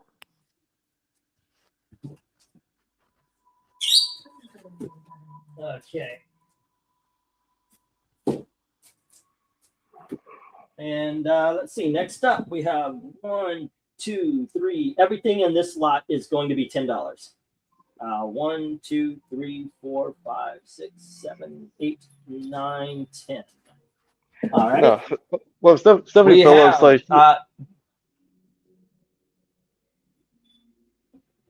let me put these up, and we'll continue. We have Static #1 still sealed in the bag. There we go. Next, we have Freedom Fighters, issue #1. And we have JLA Avengers, issue #1. Next up, we have Legends, issue #3, first appearance of the modern Suicide Squad, meaning the ones that are supervillains. And then we have the first appearance of Amanda Waller, Legends #1. And we have Superman, issue #208. Next up, we have Action Comics, and this is issue #312. We have Batman, issue #511. This is the DC Universe labeled. For those of you who don't know, in the 90s, they had packs, I believe, like in Walmart and such. And all of them that were in these packs had the DC Universe label on it. All righty. Next up, we have the original version, not the facsimile, of Legends of the Dark Knight, the, what is it called? Halloween special. And we have Batman Ghosts. Bidding begins, like I said, $10 each. As soon as I get the go for lot #7. Wow. All right. Really? Was that lot number? No, number 9. Lot number 9. Okay, there we go. All righty. Go for lot 9. Alrighty. And JLA Avengers, the Legends for the reading. Also, the Batman Halloween stuff for the reading, for the collecting. Come on, you got Silver Age Superman here, kids. What about you, Dom? What do you go for? Let's see. I'll go with JLA Avengers. Great reading.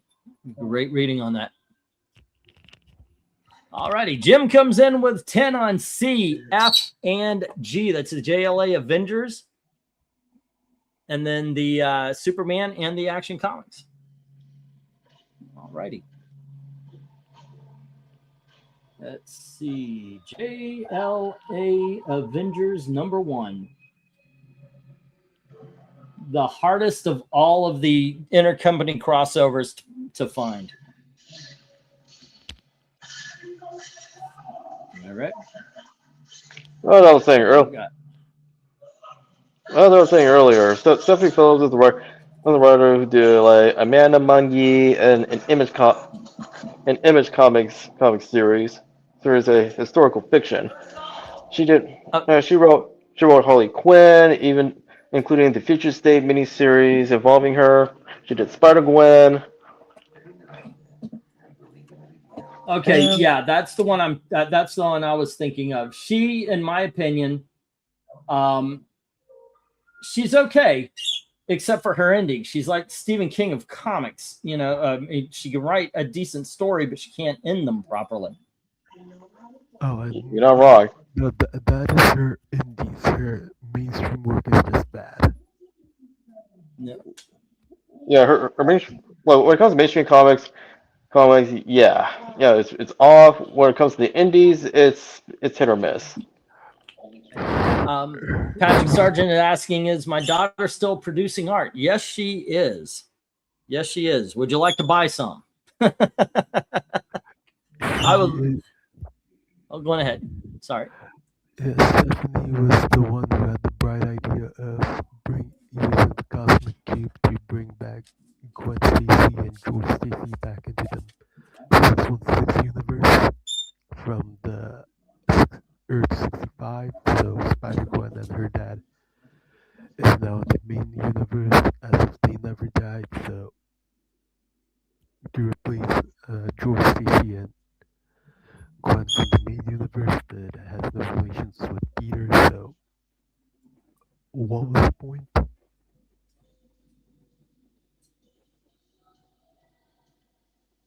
Okay. So basically, she undid the death of Captain Stacy.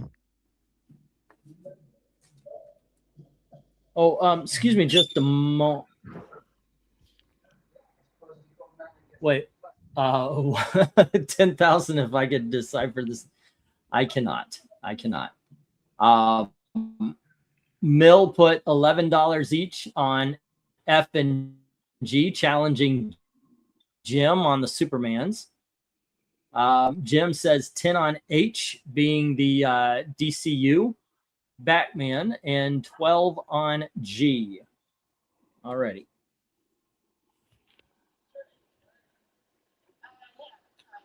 Okay, and that is that. What is a zine, and is it something where my daughter could publish her stuff to get eyes on it? Then we have our first real pushback. Not yet to a fisticuffs, but we'll find out. And 1, 2, 3. Let's see, Batman 5'11". Although I hear he's over 6 feet, and that is Jim with 10. Once again, the starting bid on all of these is 10. Pass on G, nice, Jim. There you go. Okay. All righty. So right now, let me get the 1-minute warning, and at this moment, no love for Stack Freedom Fighters, the Legends. No love for the Batman Halloween books. Okay. Really? Yeah. Oh, it's not been the strongest of auctions. Making some money, but it hasn't been the strongest. So it's what it's been. But I think only Jim is bidding right now. Tony Hayes, well, Mill just put a bid down, but Tony Hayes was here and he disappeared. But anybody listening in, feel free to bid. I don't hold any gatekeeping. I don't ask for your personal information except for the address to ship the books from. And yeah, I've been seriously drawing since I have 8 self-published. Oh, okay. Yeah, I would love to see Elizabeth do something like that. And I keep trying to help her put her art out there. Let's see. We've got 13 on G from Mill. Okay.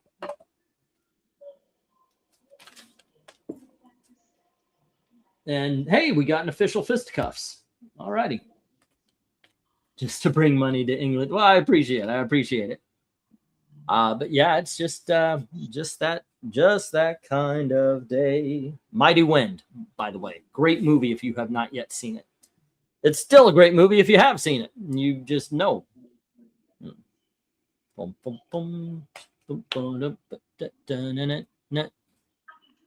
So what has been going on in the world of comics and the world of geekdom with you, Dominic? How's your getting set up for the shows and all that kind of stuff?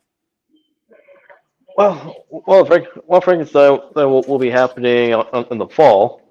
Well, however, it's still up in the air, like, with one of the owners, who I acquainted myself with and actually became good friends. Whereas he hasn't heard any updates from the one of the malls, all like in Oregon, where the swap meet is hosted. Okay. Nonetheless, I'll still be sorting out like which books I'm keeping and which ones I'm okay with giving away. Giving away books, that does not make sense to me. You know what I mean? I mean selling them. All righty. So we had Jim with Superman. Did I put the stop up? Let me put the stop up here. All righty. Nope. Okay, let me try that again without clicking off of the page. There we go. Let me put stop. We'll get stop.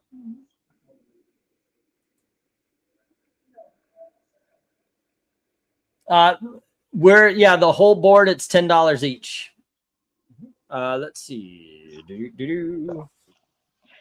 Well, outside of that, I'm still like keeping myself up to date, with the latest books that are coming out.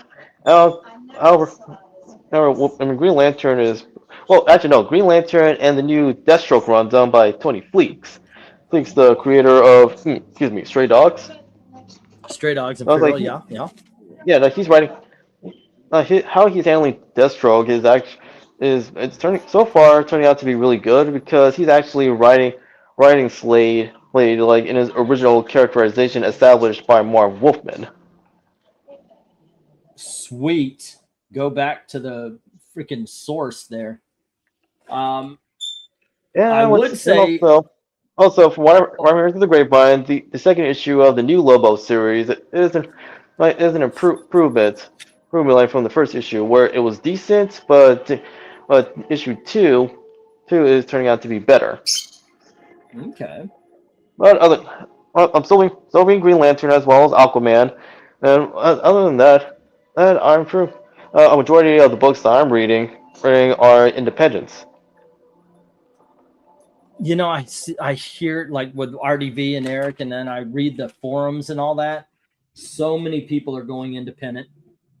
And manga. 2, 3, 4, 5. Okay, let me get these down. We'll get the next round up. I will put the stop up here. Where's my mouse to move that? There we go. But people are reading manga as well, not just the independents. Oh, Mill's saying the J cover looks intriguing. Those 2 books are some of the best Batman you'll read. They are if I remember correctly, one of them is kind of a ghost story book. I just realized that I am saying this, but I'm going straight up on memory and not that I've read them recently. Which I have read books like that. I just finished. Yeah, I just finished this one, and this so holds up. It is such a great book. I read it as a kid and loved it, and I was like, I don't know. I tell people I love it, but do I really? Yes, I do. I got to check out these books now. Okay, so there is no love for Static or Freedom Fighters. No love for Legends as well. And the Batman, the Dark Knight Halloween special. Jim has the JLA Avengers, the 2 Superman, one at 10, but one at 14. Batman, issue number 511, the DC Universe version. Tony Hayes has Batman Ghosts. Okay, dokies, artichokes. Tony Hayes, I had a Star Wars lot earlier. I don't know if you saw it or not. If you want to take a look, see if there's anything you need or want. 6, 7, 8, 9, and 10. All right, kids. Next up, this is a mix of 10s and 8s, and then we go straight to 8s. This is Gru number 1 from 1985. And we have Power Man, issue number 49, the last Power Man issue before it becomes Power Man Iron Fist. We have Fantastic Four number 209. That is the very first appearance of Herbie the Robot in comics. Of course, he was in the cartoon at the time because nobody wanted kids setting themselves on fire trying to be the Human Torch. Here is issue number 211, the very first appearance of Drax the Destroyer, a Herald of Galactus. And we have, okay. Next up, we have Fairy Tale Parade. I want to say this is 1945. The cover is not detached. Yeah, I think the cover is detached, as well as a few pages. There you go. Okay. Then we have Superboy, issue number 250. Everything is attached, but is rough. There we go. We have Superboy, issue number 155. There we go. We have Superman, and this is annual number 7. There we go. It's a little rough on the cover there. Everything's together. All's good. Here is Giant Size Superman. This is issue number 207.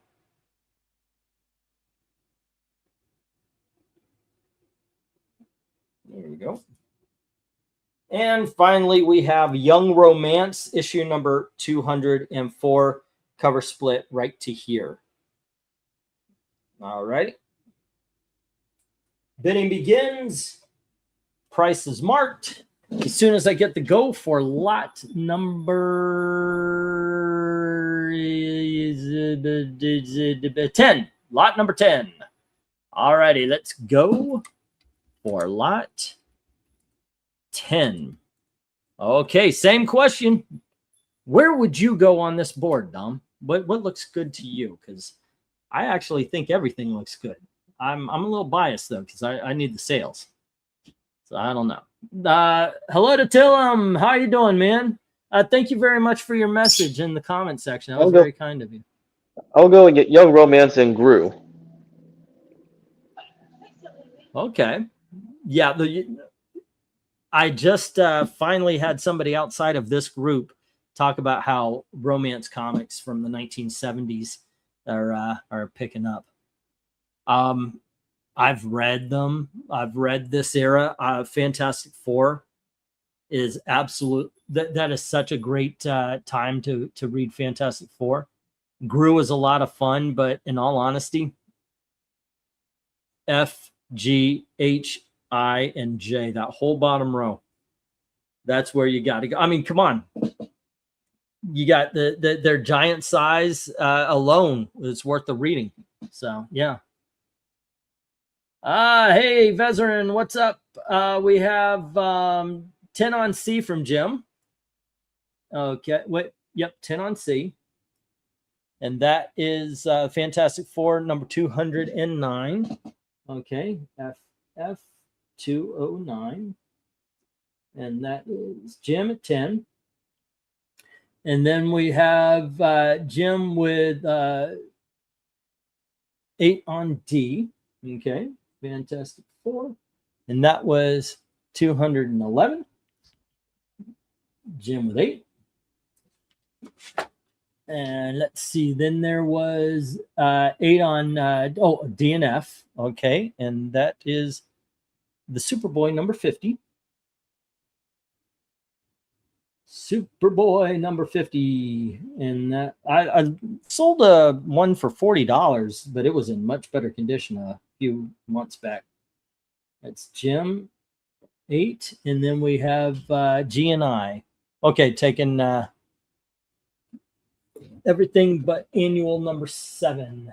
What was this? Well, 159 or something like that. 1, 2, 3, 4, 5. G Superboy. 1, 2, 3, 4, 5. H. 1, 2, 3, 4, 5. I, and that was Superman. Okay. And then we've got Vezerin. I'll get those in just a bit.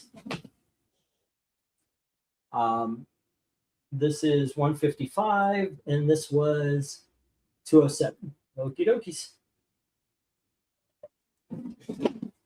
155, 207, Jim, 8, and 8. And then Vezerin was 9 on F, which is the Superboy 50. Okay. And then and G. Okay. And let's see, then we have 10 on F and G from Jim. All righty, we got 10 and 10.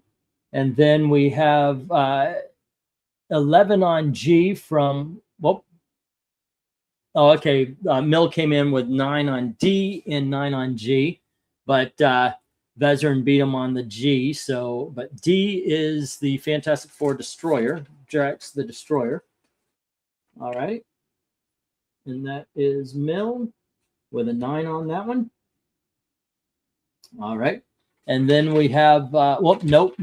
Yeah, that was right. And then we get 11 on G from Vezerin. All right. And our second fisticuffs. And that's where we stand right now. Let me read this off here.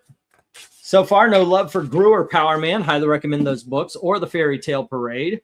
And there's no love for the Superman Annual number 7, which is H, or the Young Romance. What we do have is Fantastic Four number 209 to Jim at 10.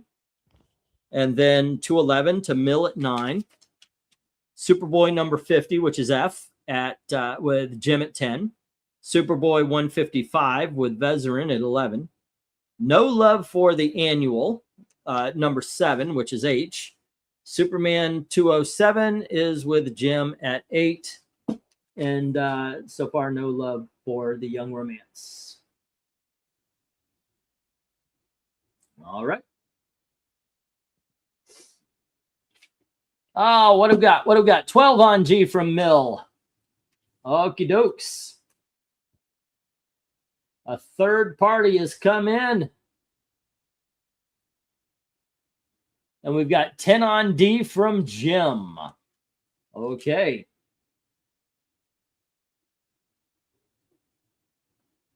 We got 12 on D from Mill.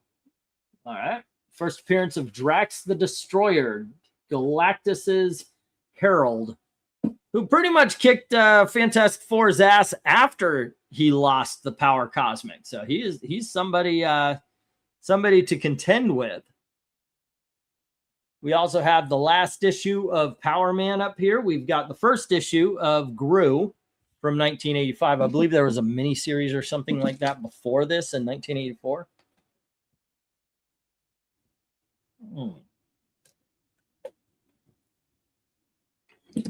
Fun times. Woo.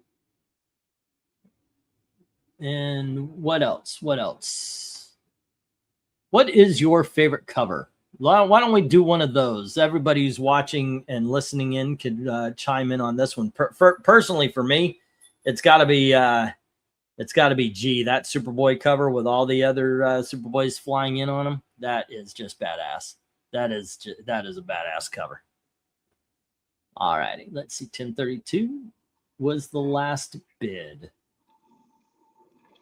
Let me put in the 1 minute warning here.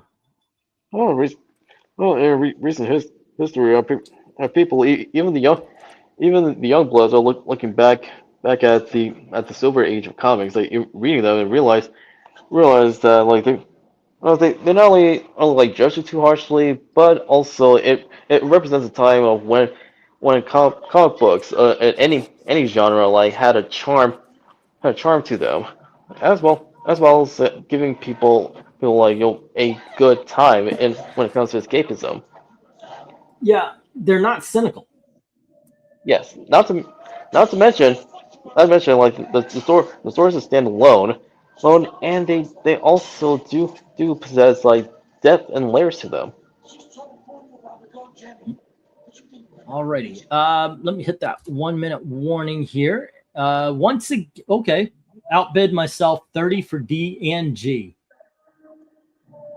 I can't argue with that. D and G is the alrighty. That is the Superboy with everybody flying in. My favorite cover, as a matter of fact. Alrighty. So let's see. Put that up to 15, and D up to 15.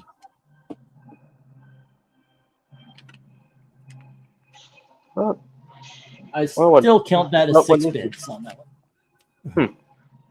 Well, what needs to come back in sequential art is telling one and done stories, Oh my and gosh, yes. also really with a decompressed storytelling has been overused way too much.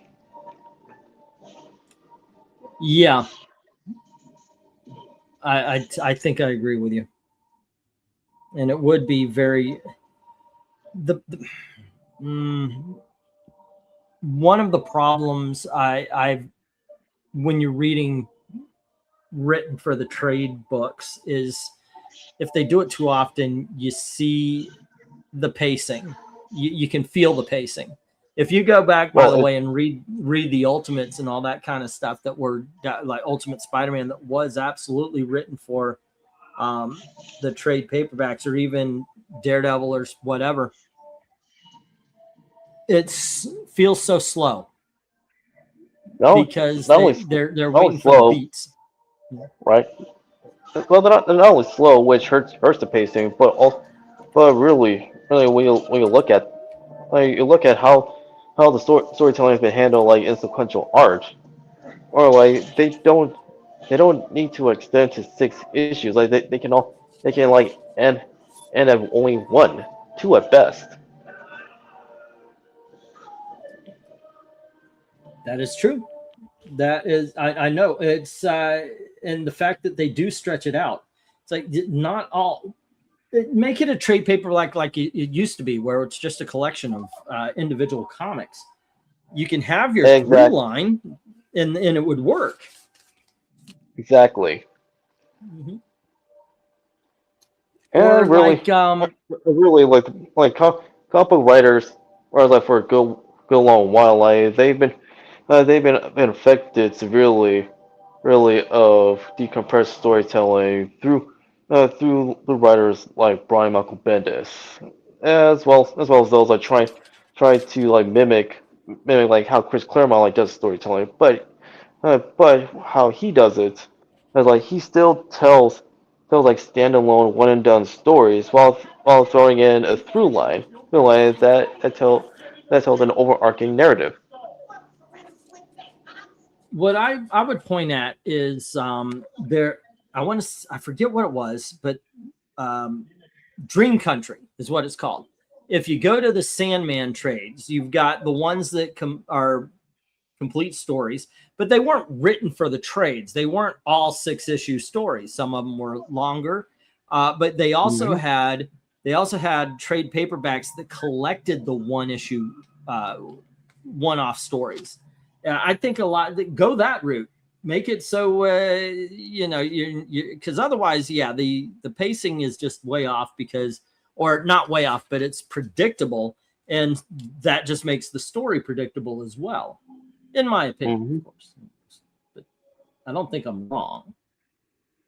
No, you're not wrong. Okay, and let's see. It really the writers as well as publishers that tells like complete stories. These stories like really Mark Miller, as well as like AC Comics. That was because like they're still ongoing after all these years. Archie Comics with Archie, Betty and Veronica and others, and also like Ninja High School, Gold Digger, and other titles from Antarctic Press. Well, give me just a sec to get these down. No love for Gru or Power Man or the Fairy Tale Parade. Alrighty, and no love for Young Romance. But we do have Jim with Fantastic Four number 209 at 10. We have Mill with issue number 211 at 15. We've got the Superboy number 50 at 8 to Jim. Superboy 155 to Mill for 15. No love for the annual number 7. And then Jim has issue number 207 of Superman at 8. All righty. Let's get 1, 2, 3, 4, 5, 6, 7, 8, 9, and 10. These are all $8 books. 1, 2, 3, 4, 5, 6, 7, 8, 9, and 10. As a matter of fact, the next two big dog lots are all $8 books. And we have Paper Girls, issue number 1, which I want to read after I saw the TV show, and it was so good. I want to read the book now. The Adventures of Mighty Mouse. This is Video Classics, number 2 from the 1980s. Reprinting the Mighty Mouse.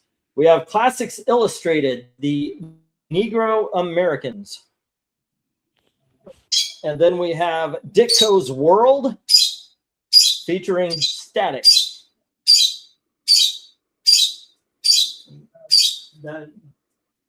And then we have GI Combat, issue number 206. Next up, we have Advanced Dungeons and Dragons, issue number 1. And we have Lady Rawhide, issue number 1. Hey. Barbed Wire movie adaptation. That Darn Cat from Gold Key Comics movie adaptation. What I do? Show off that right there. Just so you know. All right. And finally, we have Star Slayer, the log. The log of the Jolly Roger. Okay. This is issue number 1. Okay. Bidding begins, $8 each. Soon as I get that go for lot number 10, I guess we're on, right? 10? Yeah. Yes. Really? Yes. It's 10. All right. Go for lot 10. I thought I put more lots in here. Well, I read Paper Girls excuse me, I read Paper Girls when it first started, and it is a really good series. It is where pretty much if anyone within the chat is a fan of like Joe Dante and the John Hughes movies, like they'll get a kick out of Paper Girls, especially if you're a fan of like fantasy and time travel, a la Back to the Future. I don't know how close the comic book is to the TV show, but the TV show was excellent.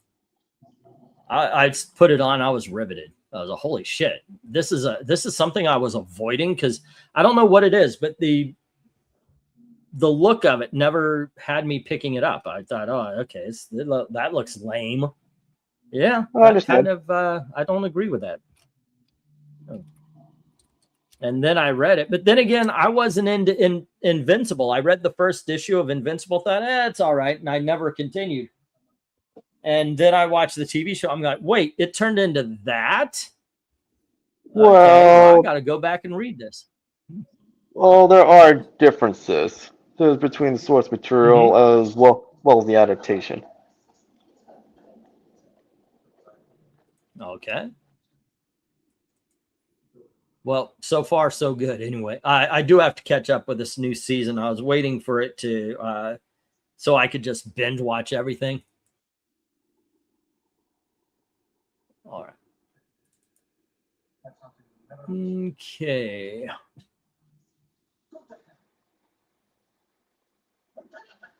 Let's see. What do we got? What do we got? It looks like. Holy shit. All right. And we got, let's see, Jim saying $8 each on E and F. And that would be GI Combat and Advanced Dungeons and Dragons. And then we've got Vezerin with 8 on D, which is the Ditko's World featuring Static. All right. It is GI Combat. Jim at 8. 1, 2, 3, 4, 5. Let's see. Then it was F is Advanced Dungeons and Dragons. A, D, and D, number 1. All righty. Jim at 8. And then 1, 2, 3, 4, 5. And that was Vezerin with B, which is the Video Classics Mighty Mouse. That is where I would go. Where would you go on this board? Because I'm going Mighty Mouse, probably the GI Combat. Those will probably be my first and second. Where would you go? Lady Rawhide, Advanced Dungeons and Dragons, and Ditko's World. You know what? Yeah, just for curiosity, I gotta check out that Ditko's World. It looks like the Mystery Man thing on the with the face mask and everything. You know what? That darn cat as well. I like movie adaptations, and I love that darn cat. So, well, I recently rewatched. I was like that darn cat like during the summer last year, and it still holds up. Did you watch and this was the version, or did you go Christina Ricci style? No, I watched the original as a kid, and then I watched the remake with Christina Ricci.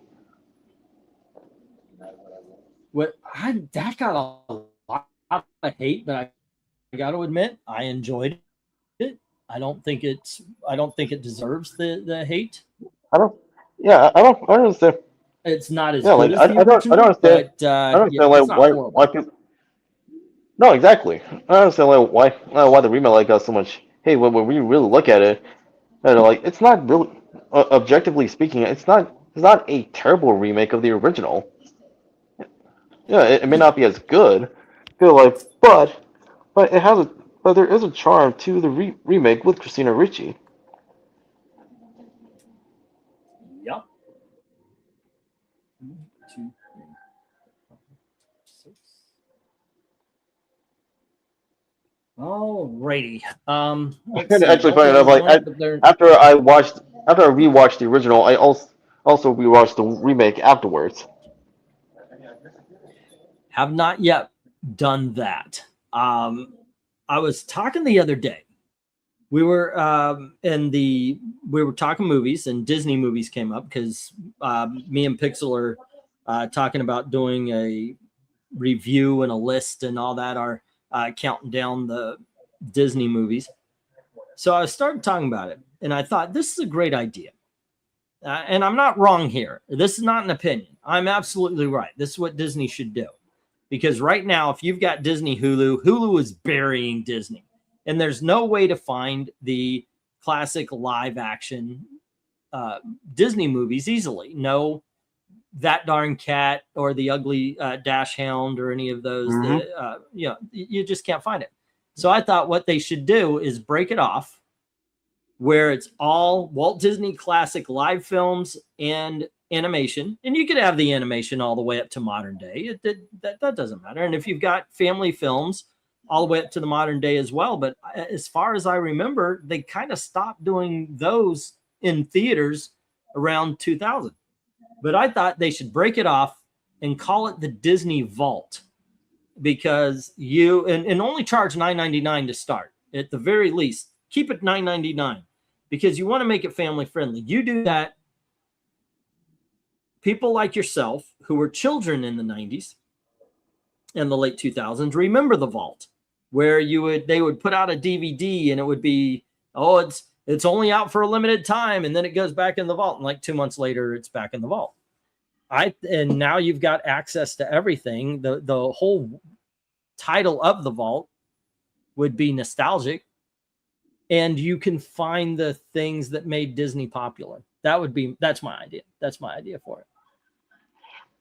Yeah, well, it makes sense. Well, because even like right now, like people are still unsubscribing from Disney Plus.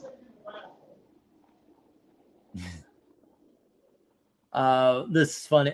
Jim says the DC Advanced Dungeons and Dragons series is horrible, and he's only bidding on it to make sure it's never seen in the auction again, and he will do the same for any other issues that appear. That is why Jim is a mensch. He is looking out for you guys. So you don't have to bid on the Dungeons and Dragons. I get it. He'll take it from us, so we are all safe from it. Mill is saying, don't really want it, but there are no better options. Later, I may have interest in Jay. Okay. I hope I have better options. I have that Advanced Dungeon and Dragon issue. It's on my list to need it, but now I am not so sure. Wow. I am more of a BECMI guy. I don't know what that means. If you have a good lead dungeon master, D&D is blessed. My brother, by the way, he is the best games master. I don't care if it's Champions or if it was Top Secret or if it was the Dungeons and Dragons. He was a great storyteller when it came to being a dungeon master. The thing is, sometimes he would like to play, but everybody wanted him to be the dungeon master because he was really good. He is really good at that. So nice. Yeah. Let's see.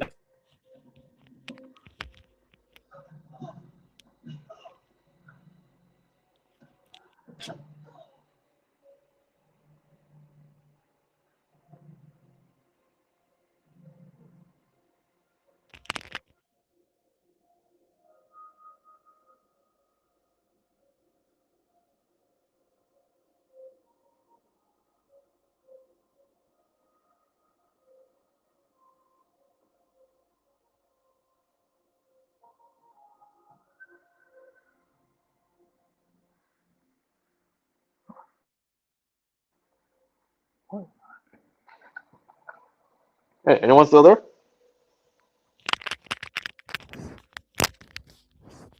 Still here. Oh no. He's gone. Oh man. Dude. Oh, where's our fearless leader? I don't know, but now it's the Full Black Cat Show. Oh boy. It looks like it's one of those days. So, have you read any of the recent number ones that have been coming out from DC? Could you repeat that one more time? Have you been reading any of the new number ones that have been coming out from DC? Let's see. Well, as mentioned, I did check.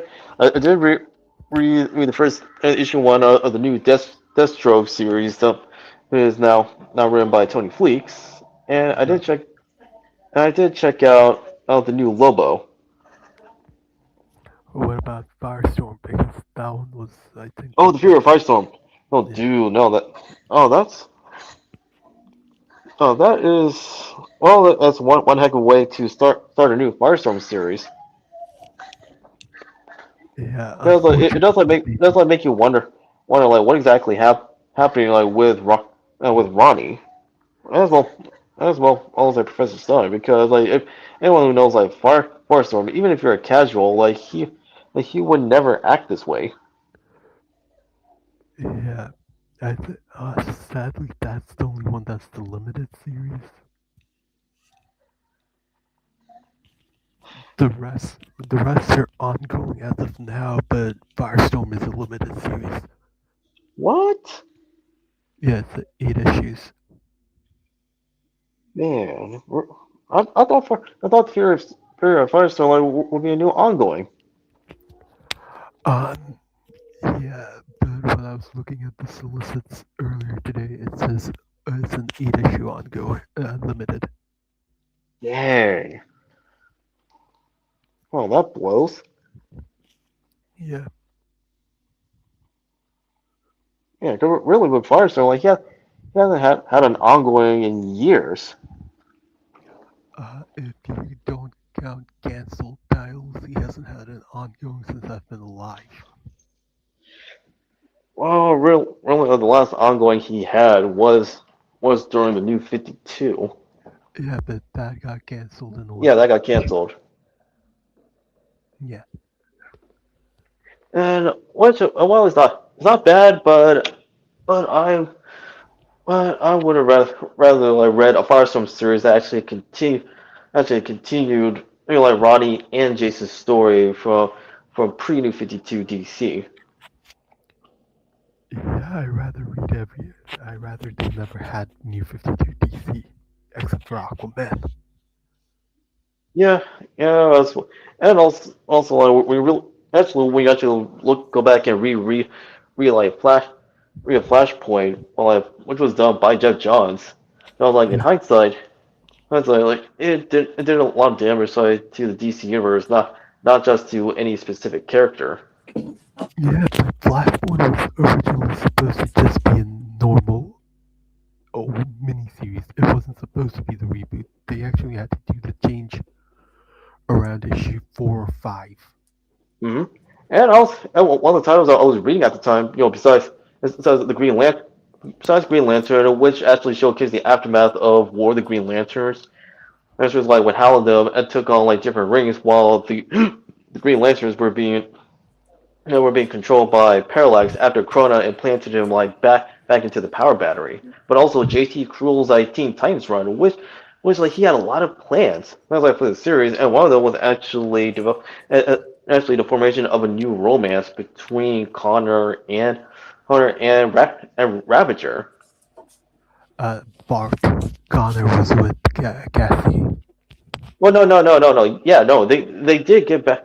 No, like after the events of the Legion of Three Worlds, like Connor and Cassie like did get back together, but they were actually in the issue like before like their final battle between like Superboy Prime and his gang. Like there were actually contemplations of actually ending their relationship like on mutual and amicable terms, because like in the early issues, like Rose like was developing feelings for Connor. Yeah, but near the end, you could see like there was something going on. They were establishing a love triangle between Kid Devil, uh, Bart, and Rose. No, I remember that, but with Rose like she can't really get together like with Kid Devil because well Eddie sacrificed himself. Now, I can see like a love triangle, sort of like occurring between her, Connor, and Cassie, or where ultimately she she does actually develop a romance with Bart because like in the previous like Times run and even in Justice like Bart like did have feelings for Rose. It wasn't Young Justice like Bart and Rose started interacting in the Titan series. Yes, and actually like both him and Rose actually joined like the new incarnation of the Titans, which with like Arsenal as the leader. No, they weren't. Arsenal was the leader in the '90s Titans. This is the 2000s Titans. Yeah, that's that's what I'm referring to. Referring to the Rose. Well, she was a member of the '90s Titans, like with Arsenal as the leader. Yeah, but Bart wasn't in that team. Bart would Well, join no, the 2003 run. yeah, the 2003 run like Oh, occurred like after gentlemen, graduation day. Yeah. give me just a second here. Okay, so at A, we have Superman Forever, the lenticular cover. We have X-Men, what is this, 115? First appearance of Cassandra Xavier, whatever her name is. Cassandra Nova. 114? Cassandra Nova, yeah. Uh, special edition X-Men #1, 1980s reprint of Giant Size X-Men #1. We've got Spider-Man Unlimited #1, first appearance of Shriek. Spider-Man 2099 #1. We've got New Mutants #1 right here. Batman Spawn, War Devil, that's the DC version. Police Comics #1, the Millennium reprint, which is the first appearance of Plastic Man. Well, reprints the first appearance. We've got not Hal Jordan, Guy Gardner finally becoming a Green Lantern in issue #195 of Green Lantern. And then we have Tomahawk. And this is issue number 113. Bidding is at $8 each, or starting bid. And yeah, I got the go for lot number 11 already out. Good stuff, kids. Well, and thank you very much. First off, welcome back. Yep. I don't know what happened. It's like Mill says, a slight breeze and the whole city shuts down. Yeah. Go figure. All right, but there we go. All right, this is the last of the big dog issues right here, kids. You sure that's the last? This is the last of the big dog books tonight. Yes. Then we're on to some 5s, some 3s, and some 2s. And Jim says 8 on J. Okie dokies. We are off to the races. And J is the Tomahawk. Where would you go on this one? Because frankly, I think Jim picked the perfect one, Tomahawk.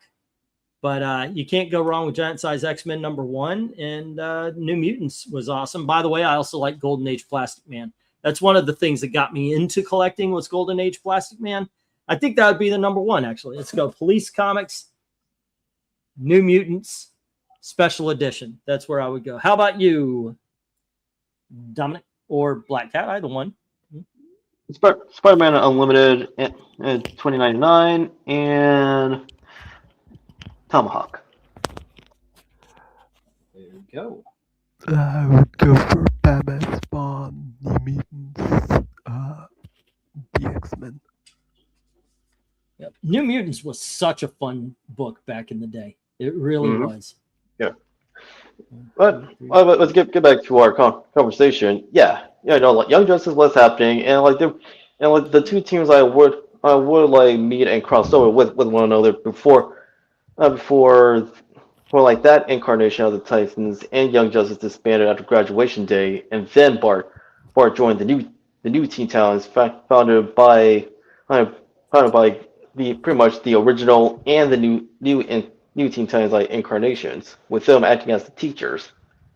Yeah, it was cool. Guys, let me answer a question real quick. Mill, this is the special edition X-Men. This was from the 1980s, and it is a reprint of Giant Size X-Men. I actually read this more than I ever did the Giant Size X-Men when I was a kid. Although I had a couple of I wish I had the ones that I owned. I had a few of those. It's got a great wraparound, by the way. Here you go. But as you can see, it is, as I said, there you go. reprints the giant size X-Men special. There you go. Oh, and I guess it's got an extra story. Let's see, A Day Like Any Other by Chris Claremont, Dave Cockrum, and there we go. All righty. Co-starring or starring Kitty Pryde, it looks like. Yep, it says right here. Plus all new Secrets of the X-Mansion by Claremont and Cockrum. There you go. So even if you have the giant size X-Men, you have, much lucky you, there's an extra story here. Oh, cool.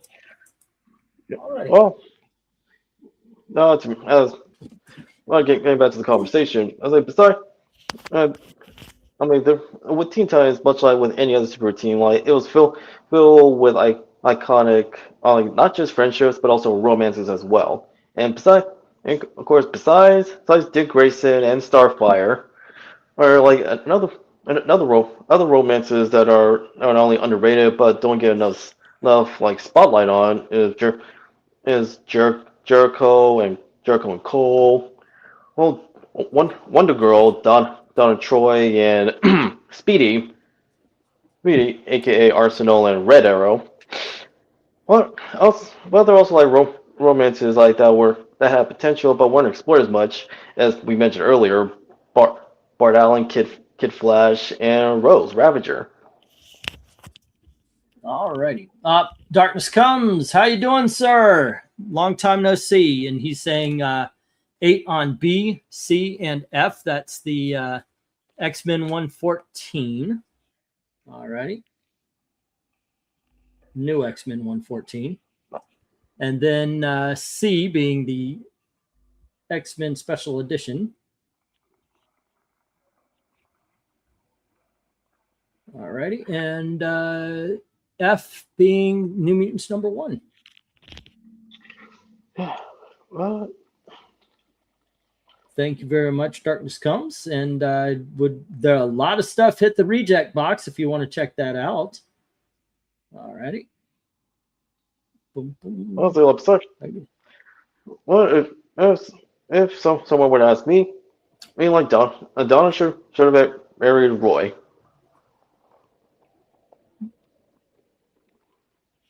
You guys avoid Mile High Comics.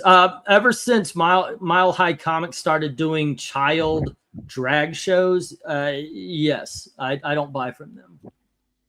I don't think I've ever bought from them, but that pretty much nailed it. I just can't support that. Doing all right, Darkness, doing all right. I like Kyle Rayner, Jade Romance. It's too bad they dropped it, said Jim. Yeah, it is. There you go. It is a crying. Excuse me. It is a crying shame. Yeah, but Jade was dead at that time. She was at that time, but eventually she did come back to life. To be fair, Yeah, and they did resume their romance. Yeah, that's because he was with Sornik at that time, and then Jade got written out of existence.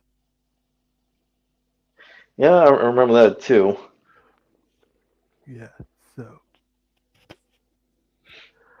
what grinds my gears is that we never got the resolution to what happened with Jade and Sora, not Jade, Kyle and Sora. Yeah, that story, that particular storyline had not been resolved.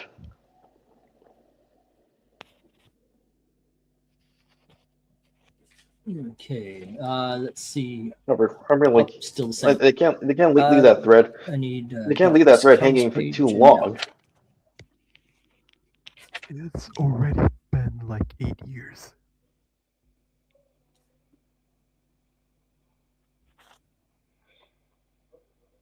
What even? Yeah, it has been 8 years, and really if anyone wants a resolution to that thread, but like it needs to be done by a competent writer.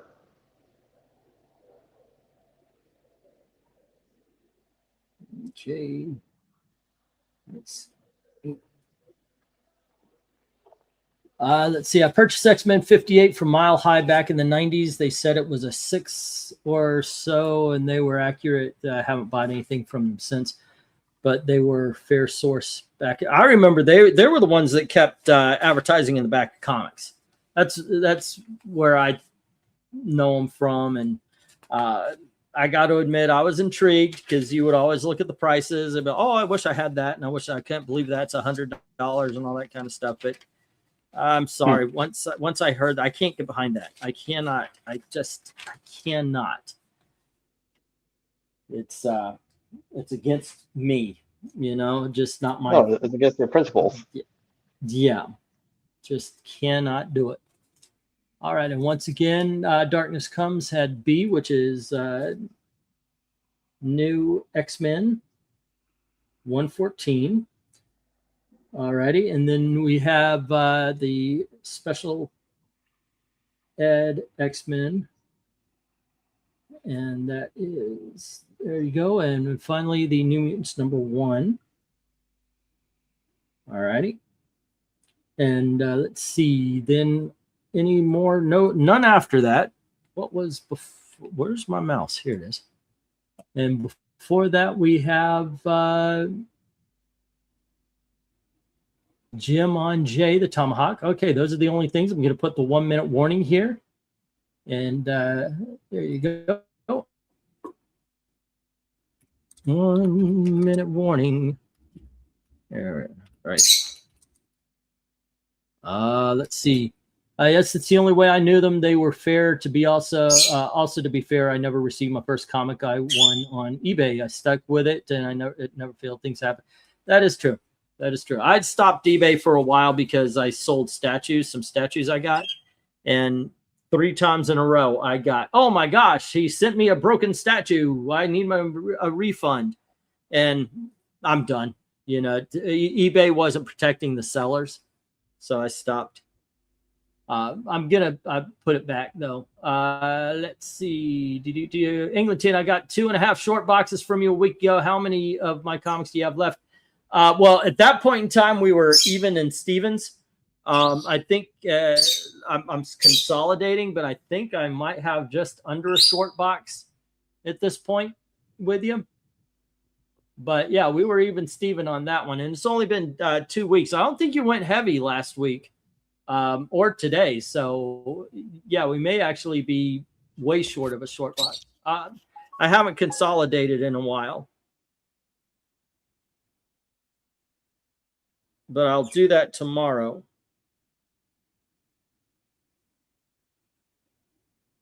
All righty. Let's see. And we're all good. I'm going to get the stop. And let's get these down. We'll get the next round up, and we're going to go back to $5. Done with the big dogs for the evening. All righty, and let's go to the $5. And let's see. Do we have one goodie book we can all bid on before I log off? That could be fun. One goodie book? I don't know. I don't know what would be the goodie. You know what? I could take 2 down off the wall here. Let me get these down real quick. No love for the lenticular. No love for the Spider-Mans. No love for the Batman Spawn, the Police Comics, or the Green Lantern. Those all hit the reject box. There we go. Oh. Tomahawk is with Jim. New Mutants. X-Men and X-Men are with Darkness Comes. X-Men, the special edition, and the issue number 114 of the new X-Men. Here we go. Of course, I'll bag and backing board them. Right now, they're in frames, but if you want something, if you're not interested, I don't know where we go from here on the one goodies, but we do have the very first appearance of Gorgon of the New Mutants. That's Fantastic Four number 44. And then we have, this is the first appearance of Ronan the Accuser. And the, what do you call it? The Supreme Intelligence for Kree. Think I had 20 and 30. 44 was 20 and 30 was for issue number 65. Let's go. I'll still say 20, but let's drop it to 25. 20 and 25. See if anybody is interested. Final big dog. And let me see. Go for lot 11. Also include anything you guys may have seen in back lots that you're like, yeah, okay, we'll try that. You wanted another extra, but there you go. Yeah. Well, I don't want to sell off my wall either, Mill, to tell you the truth, but I've got other wall books that can go up. Some of them came from recent collections, little things that not a lot of people might consider excellent stuff, but I do. I do have a She-Hulk #1 that I want to put up on the wall. I decided I was going to keep at least one of the Superboy and the Legion of Superhero first appearance of Dawn stars that I get. And I also got a first appearance of Vixen. Make an offer. I mean, everything's for sale, right? But I was going to put those up on the wall. Let's see. What else? I still have the very first appearance of Catman. I actually put that down on my desk and I forgot about it. It hasn't gone up on the wall or anything. Oh, I'm sorry. Here we go. Let's see. It's A and B. A starts at 20. B starts at 25. There you go. Jim says 25 on B, taking the first appearance of Ronin. And that, by the way, is not a bad price for that book, kids. Holy shiitake mushrooms. All righty. Anybody want to beat $50 each? Or should we just keep going? I get what you're doing, and I appreciate it, Mill. I'll tell you what, I'm going to hit the stop, and we are going to move to the $5 books again. Thank you very much, dude. Thank you very much. All righty. They don't come with a frame. They come with bag and backing boards because the frame would just get broken in shipping. But there you go. Plus, now I have frames to put up the other books. All righty, cool. Well, certainly appreciate it. Thank you, sir. Thank you. Wow. Okay. That was very kind of him. All right, and with that, let's move on to the. Do you want a total, Mill? I certainly appreciate it. Really. 4, 5, 6, 7, 8, 9, and 10.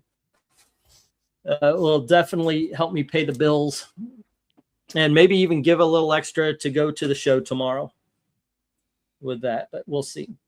Don't want the frames. Let me put these up and then I'll get you your total there, Mill. All right, we've got Star Wars. I swear to gosh, this is the Halloween special. It's a, what do you call these, the smaller ones? There's a word for it. I can't remember. Ash can. Thank you, sir. That's my memory, man. Star Wars Halloween Special Ash can. And then we've got Star Wars Dark Times #1. This is, by the way, all of these are from Dark Horse Comics. And then we've got Star Wars Splinter of the Mind's Eye issue #1. And we have Spider-Woman issue #4. And here is Spider-Woman issue #9. Scorched issue #1. I guess I do have a modern book in here. The Atomic.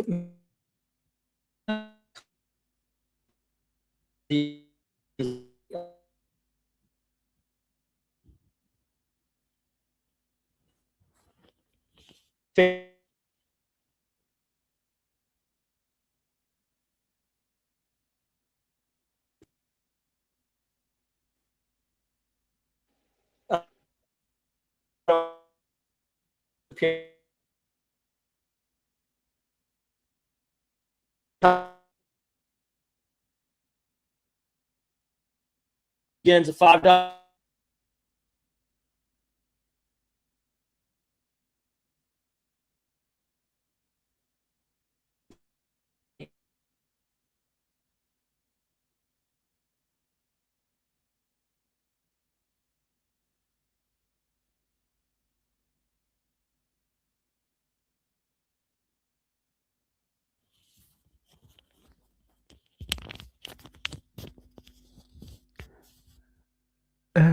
And he's gone, and it's the little black guy show again. Dominic, are you still there? Yeah, I'm still here. Yeah. Yeah, there. Same old problem again. Well, let's see. Where were we earlier with our conversation? Oh, oh yeah, yeah, oh yeah, plot threads. Yeah. Like anyone, wants a resolution. Well, yeah, a resolution like to that thread, like it needs to be even done by a competent writer. I don't think anyone, like, it's been so long, and they've actually had, like, Sinestro take back the Yellow Sinestro core, so. Yeah, Strong. Yeah, Strong. And actually, yeah, no, I remember like for like after Jay's death, that like Kyle like and Saronic like they did, they actually, they formed like a really strong bond. On like which a really strong bond, which yeah, it came started out like as friends, but when they made the transition, it ended up being more than that. They're like their relationship is just as strong and memorable when he was with Jade. Yeah, no, I'm talking about the thing when they broke up after, like, after what they found out their son becomes essentially Kylo Ren. I mean, when she was made a Sinestro Corps member. Yeah, when she took over the Sinestro Corps. Yeah, I remember that storyline and how it ended. Yeah, so basically, they find out their son becomes a Sinestro fanatic, so essentially Kylo Ren. Yeah, I remember that. Yeah, and after that, Sora takes the Sinestro Corps and leaves, and she and Kyle, that's when they break up. But we didn't get the resolution of what happens for that, and it's been 8 years. And it says like Jeremy Adams, like he is like I said, he is so far Um, showing out to be one of the best Green Lantern writers because I mean Robert Venditti he essentially continued where Jeff Johns left off, and so let, much like what happened when Venditti took over the title, Adams. excuse me just a little bit to jump in here. With Mill, I've got 140, so I think I'm missing something. You said 157, so I'm missing 17. I'll go over the papers here again, but yeah, I'm missing $17, but you're rounding up, so let's see. I don't have anything missing here, so I must have missed writing something down. What I got for you is X-Men Alpha and Omega at $5 each, Fantastic Four 211 at 15, Superboy 155 at 15, Fantastic Four 64 at 50, 65 at 50, which is 130, 140. If you have the missing book, let me know. I've got only a couple of pages here of stuff on it. Let's see. Superman 208. Aha! I found it right away. Superman 208. Let's see. And yep, that's it. That's it. Superman 208. That was the one. I found it right away. Sorry, Mel. But thank you very much. And yep, you have a great night, sir. If you are bouncing, it sounded like you were. I'm not chasing you away or anything like that. If you want to hang around, obviously, you are more than welcome to. All righty. And Tony Hayes put a bid down. I saw that. Let me get to it. $5 on A through E, the entire top row. Also, I did point out, Tony, I did have another Star Wars lot. I'll show it to you in a little bit. but you said A through E, and let's see, did you do Team Mobile Alert? Right. England Team, money sent if you come back. Have a great night. Nice job to the boys filling the void. Yeah, I actually listened in while they were talking. I was getting some business done, and you guys are really holding up. I appreciate it, guys. When I bounce, or when I'm bounced, I'm not leaving, but I'm being kicked out. Thank you very much for jumping in on that. And 5 on H if this is working. It is. I will put you down for that. And by all means, please, gentlemen, continue your conversation. All right. Well, Black Cat, where were we? I was gonna say check Twitter today because they are hating on Jeremy Adams' work again. What? Oh, where are they smoking? Like, Jerry Adams' like Green Lantern run is really good because he is actually fixing. He's not only his run can actually go toe to toe and actually succeed Jeff Johns and Robert Venditti's runs, including the runs that came before them. He's also fixing the damage left behind by Morrison and Jeffrey Thorne. Yeah, basically, there's a new breed of comic book pirates that essentially want new ideas and everything. They don't like uh, good status quo storytelling. They prefer, well, crap like Krakoa. So it's those type of fans, huh?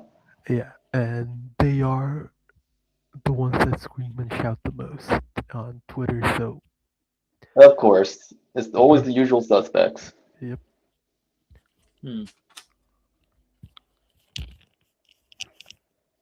Alrighty.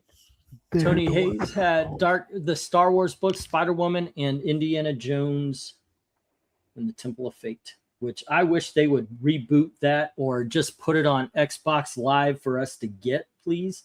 What a freaking awesome game that was. Fate of Atlantis should have been adapted into a movie because it was essentially and still is Indiana Jones 4. Yeah. And it's better than the Kingdom of the Crystal Skull. Hey now, come on, hey look, Kingdom of the Crystal Skull is better than the Dial of Destiny. Yes, it is. Yes, it is. It is infinitely better. And yeah, Dial of Destiny was just a mess. It was just, I don't know how much I didn't care for Dial of Destiny. I don't see how Ki-Hu Kwan could have made the script better. Like it was supposed to be him instead of some girl, and I would have loved that. I think just having him in there would have been a better movie, but I don't think it would have improved the script. That's how bad I think Dial of Destiny was.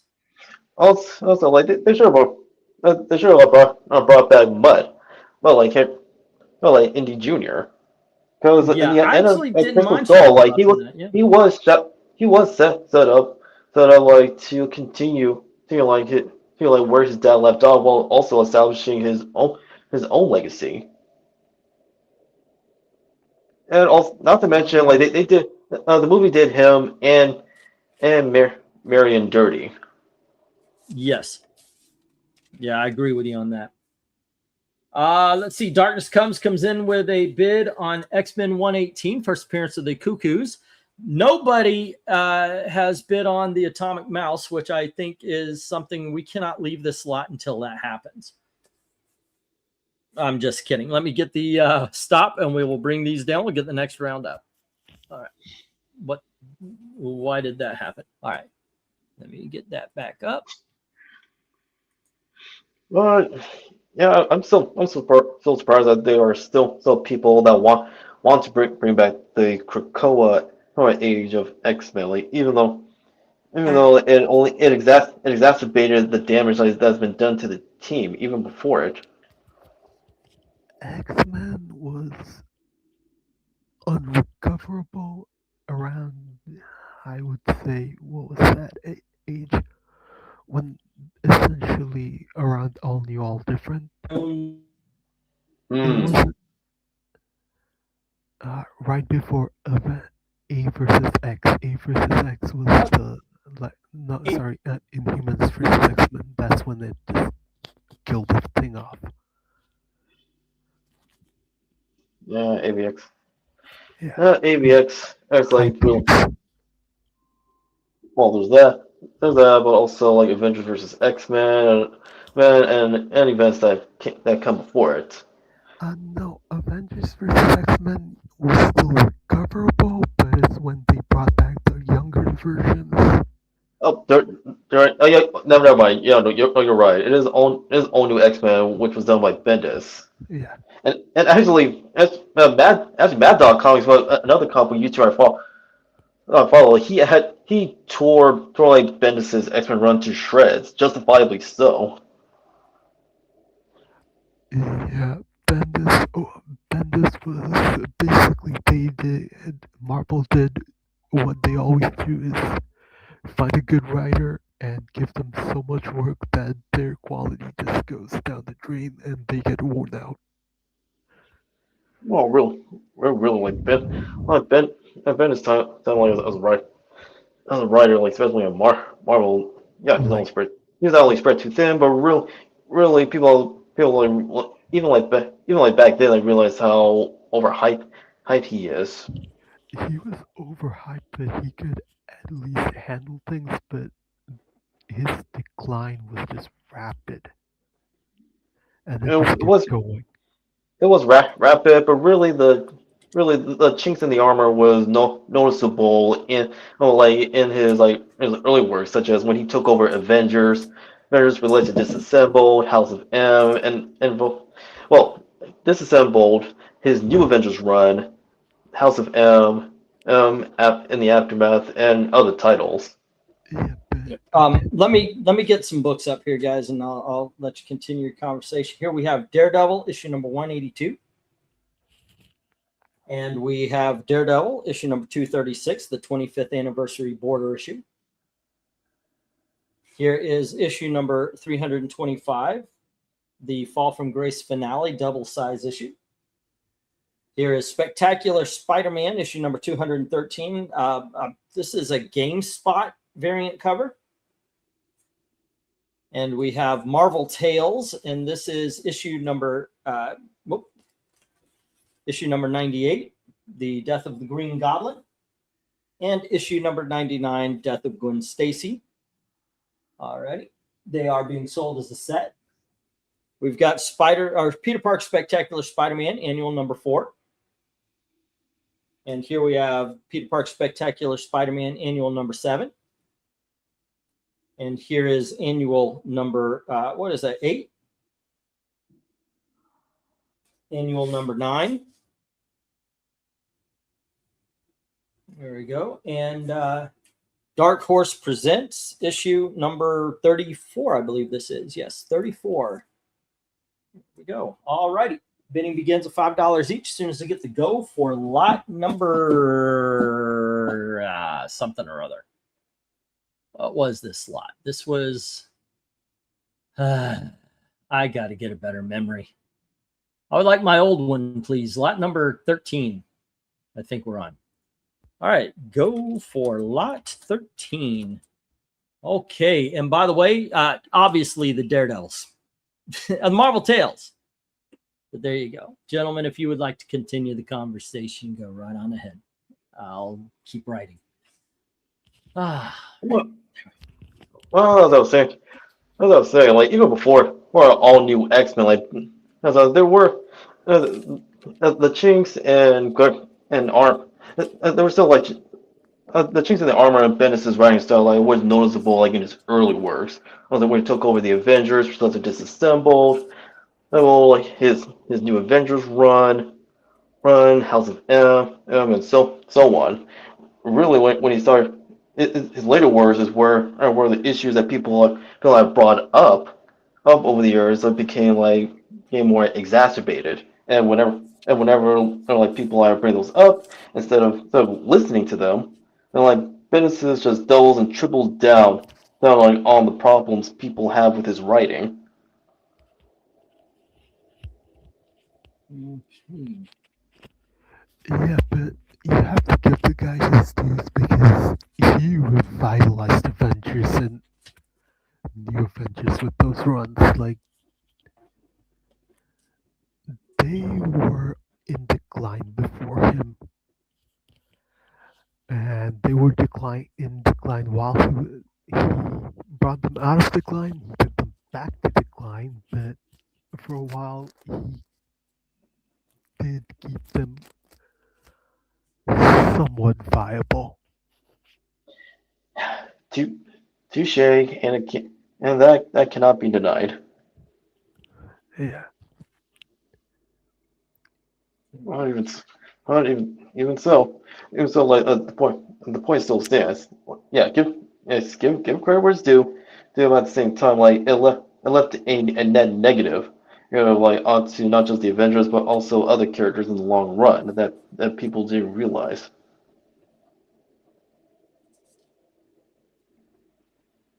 Hmm. All righty. Thank you for letting me get caught up on the writing. Let's see. We had a Darkness Comes bid on E, which is the Marvel Tales 98 and 99.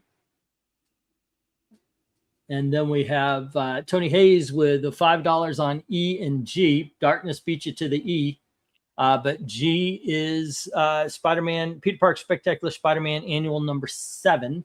And Jim is bidding 5 on D, which is the Spectacular Spider-Man 213 GameStop cover variant. All right. There you go, guys. You were saying, Black? Yeah, I was gonna say at least it's not as bad as what he did with Superman. Yeah, people would not forget what he did to not just Clark but also to John. He took what was two of the best-selling, uh, best quality books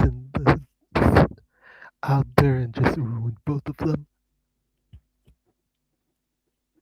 Yeah, and actually, Peter J. Tomasi, he was upset like at the stuff that DC pulled because with him and Jurgens, like they were able to revitalize the Superman titles. Yeah, and he also had I forgot what others.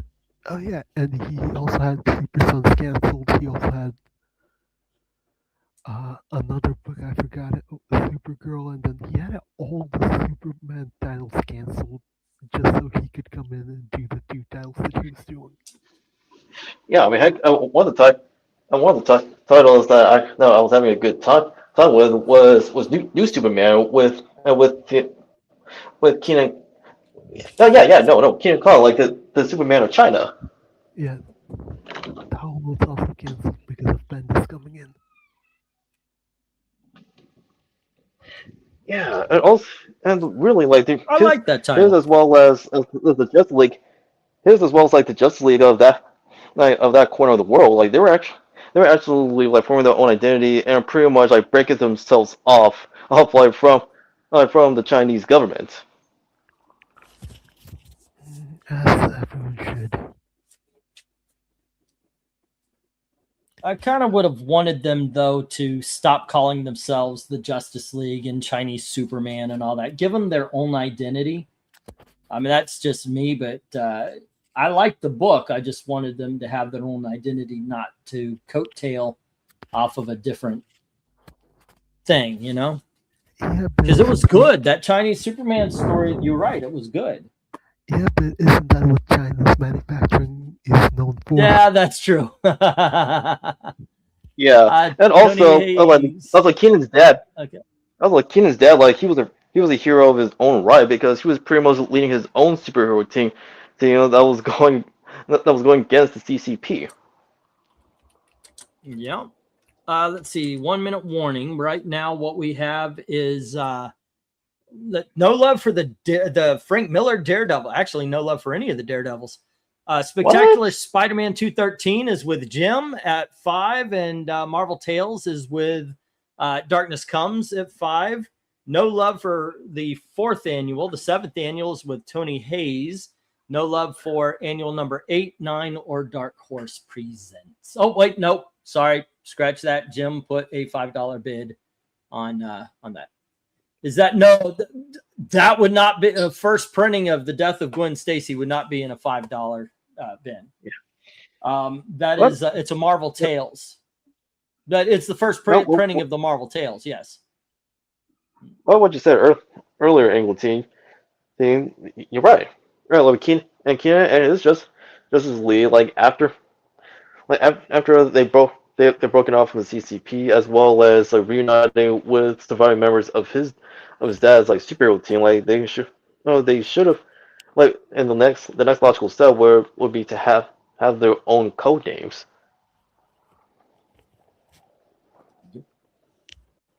All righty. Let's see. I met Dan Jurgens at San Diego Comic-Con 21. He was crazy cool and had his original pencil. Oh, that would be kind of cool.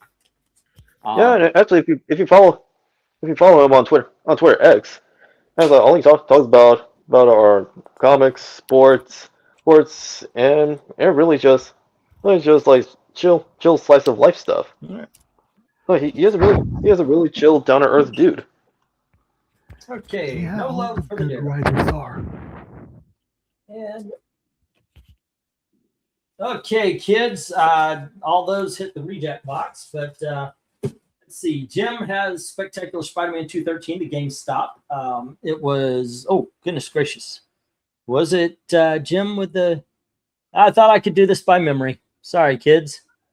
Marvel Tales. Let me scroll up. Darkness Comes with the Marvel Tales.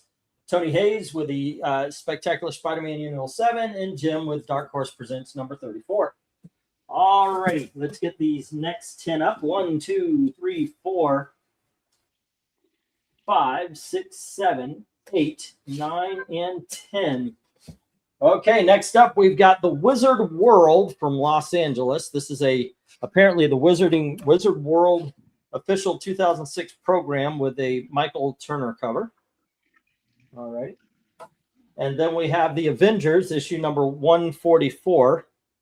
It is a well-loved copy of the first appearance of Hellcat. All righty. Next up, we've got Dallas Cowboy Cheerleaders Are Missing. Spider-Man and the Incredible Hulk in Southwest Showdown. There we go. Also, it has a chew. Okay. Next, we have Comics Interview, issue number 40, featuring the Flaming Carrot. All right. And next, we have Comics Interview, issue number 49. And this is featuring from Thailand to South Africa to America with artist Ted Boonthakit. Okay, well, anyway, here we go. Micro. And then we have Howdy Doody. I should have written this number down, but here we go. We got a 10-cent Howdy Doody. And we have a gold key, Solar Man of the Atom. Why not? Let's bring in some from I kid you not, this is 1943. And this is issue number 37 of the Katzenjammer Kids. This is a 1. Okay. When you do the grading, this is a 1. All righty. And next up, we have a Silver Age Adventure Comics. This is issue number 311. And finally, we have a Captain America issue number 400. All righty, bidding begins at $5 each. As soon as I get the go for lot number 14. At this point, I'm just making up numbers. I mean, I didn't make up the number 14. I'm just making up numbers for whatever lot we're on. Kaduckers. Let me get the go. Here we go. Go for lot number 14. And a lot of cool books on this shelf. Dom, where are you going on this one? Because I know there's stuff up here like, oh, that's really cool. I would go with Adventure Comics. as well as Solar, Man of the Atom. Yes. The gold key versions of all our Valiant favorites. Those are always awesome. How about you, Well, Black Cat? Oh, going ahead, Dom. Sorry. well, I'm just gonna say very briefly, like, what what I will appreciate about Valiant Comics is they essentially continue where each of the gold key titles left off. And my answer is the Avengers. Avengers, get that first appearance of Hellcat. Spider-Man Incredible Hulk, never read it. I love the Dallas Cowboy cheerleaders when I was a kid. I want to find out what that's all about. Then the Adventure Comics, because I'm a big Legion fan, and the Dr. Solar Man of the Atom because Gold Key. Let's see where the chat decided they wanted to go. Alrighty. Vezrin says C and I, the Incredible Hulk, Spider-Man, and I it being the Adventure Comics. Alrighty. Ink Hulk. By the way, can except for me reading off the stuff, please by all means finish your conversation and everything. I appreciate you guys keeping it going.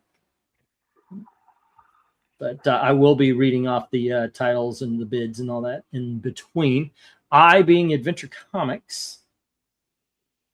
And that is issue number, what was it, 211? I believe it was 211. And that's 211. Yep. And then we have Jim coming in with B, I, and J. B being the Avengers. Okay. And that's 144, right? Yep. And Jim with 5. 1, 2, 3, 4, 5. Now you were Vezerin beat you to the Adventure Comics, but I got you down for the Captain America 400. Cap America 400. All righty, Jim at 5, and then we've got Jim coming in with 6 on I. Okay. And let's see, Demon Skull, remember that comic? I do not, Patrick Sargent. Some comic book illustrators can be stuck up, but not as much these days. I think it just depends on the day and time and who they are and what. Oh my gosh. One of the reasons, I got to say, there was a bit of revenge in something I started on the channel a long time ago. Shit Neil Adams says. I went and I tried. He was alone. Nobody was approaching him. So I came up just to say hi, to maybe pick the brain of Neil Adams. And that man was so off-putting. And he was a salesman. Because it was, are you going to buy something? Anytime I tried to ask him, are you going to buy something? And him doing that, like I was looking at a print of the cover of Green Arrow, the one where Speedy's actually shooting up the heroin. I was going to buy a print of that, but he wouldn't talk. So I was like, yeah, I'm going to walk away. I'm done. Yeah, but he was a douche. That was the douchiest I've ever met.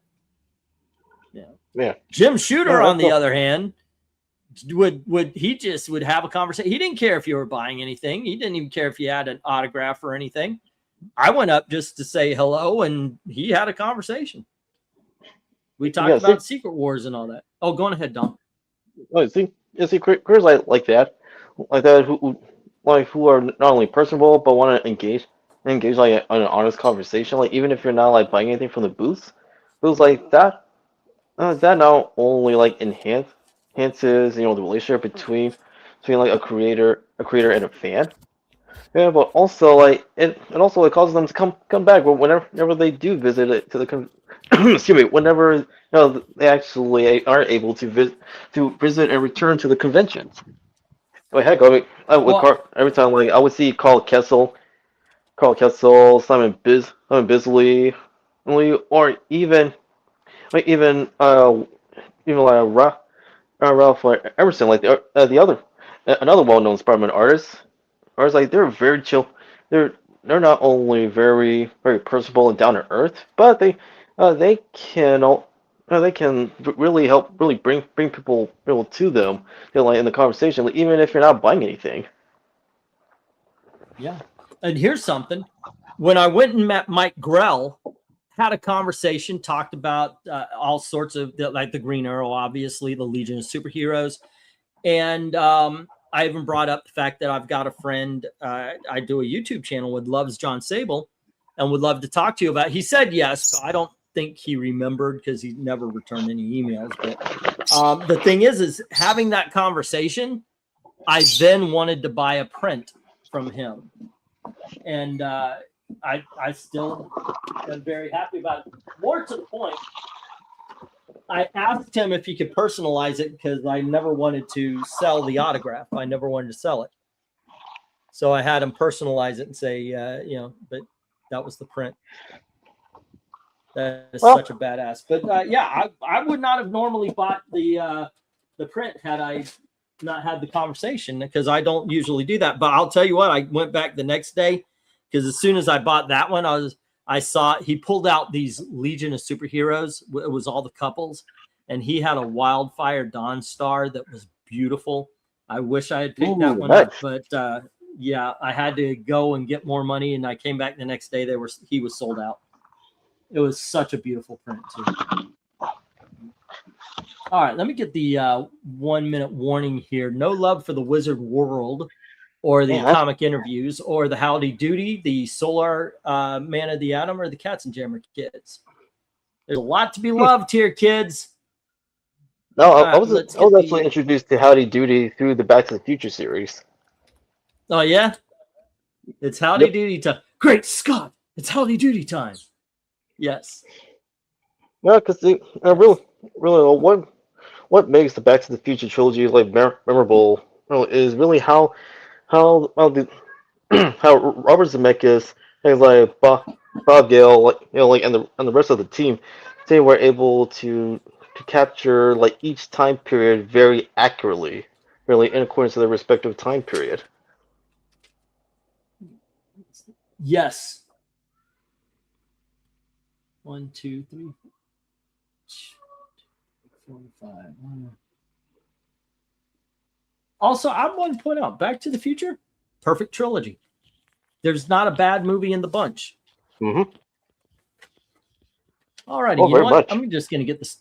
I'm going to get the stop, and we can move on to the last of the $5, and then we'll move on to after that. We got threes, a couple of threes, 2 threes, I think, and then a couple of 2s. Let's get the stop. Once again, no love for the Wizard World or the comic interviews. No love for the Howdy Doody, Solar, or the Katzenjammer Kids. Wow. Those go into a region.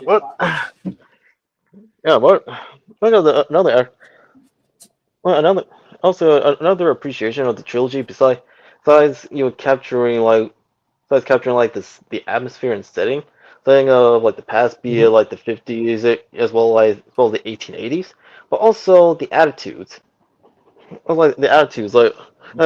what was considered fair for its day.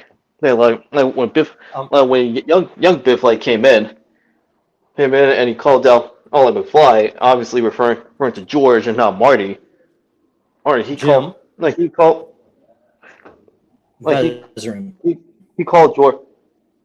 George an Irish pug.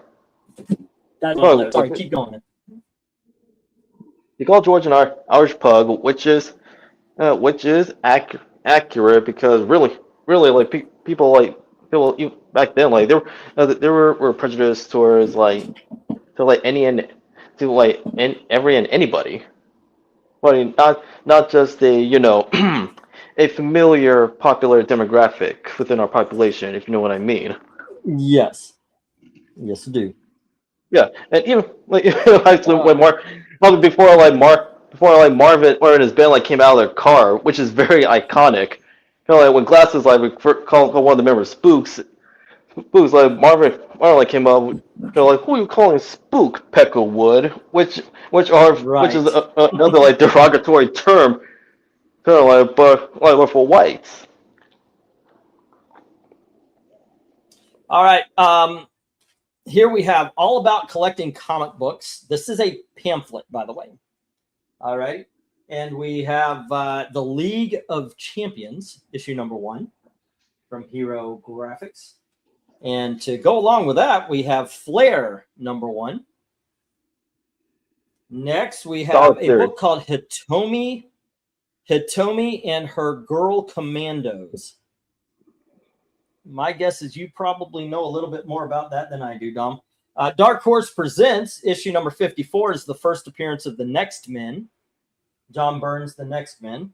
We have The New Crew, featuring Patrick Stewart from Personality Presents. And then we have Jesse James. This is reprinting old Golden Age Westerns from AC Comics. That's issue number 1. And we have Mercy number 1. This is Mirka Andolfa's Mercy issue number 1. This is like cover A, B, C, D. Well, it's one of the variants. Wonder Girl issue number 1. There you go. And we have Doctor Strange number 1 from the 1990s. All righty, bidding begins at $5 each as soon as I get the go for lot number something.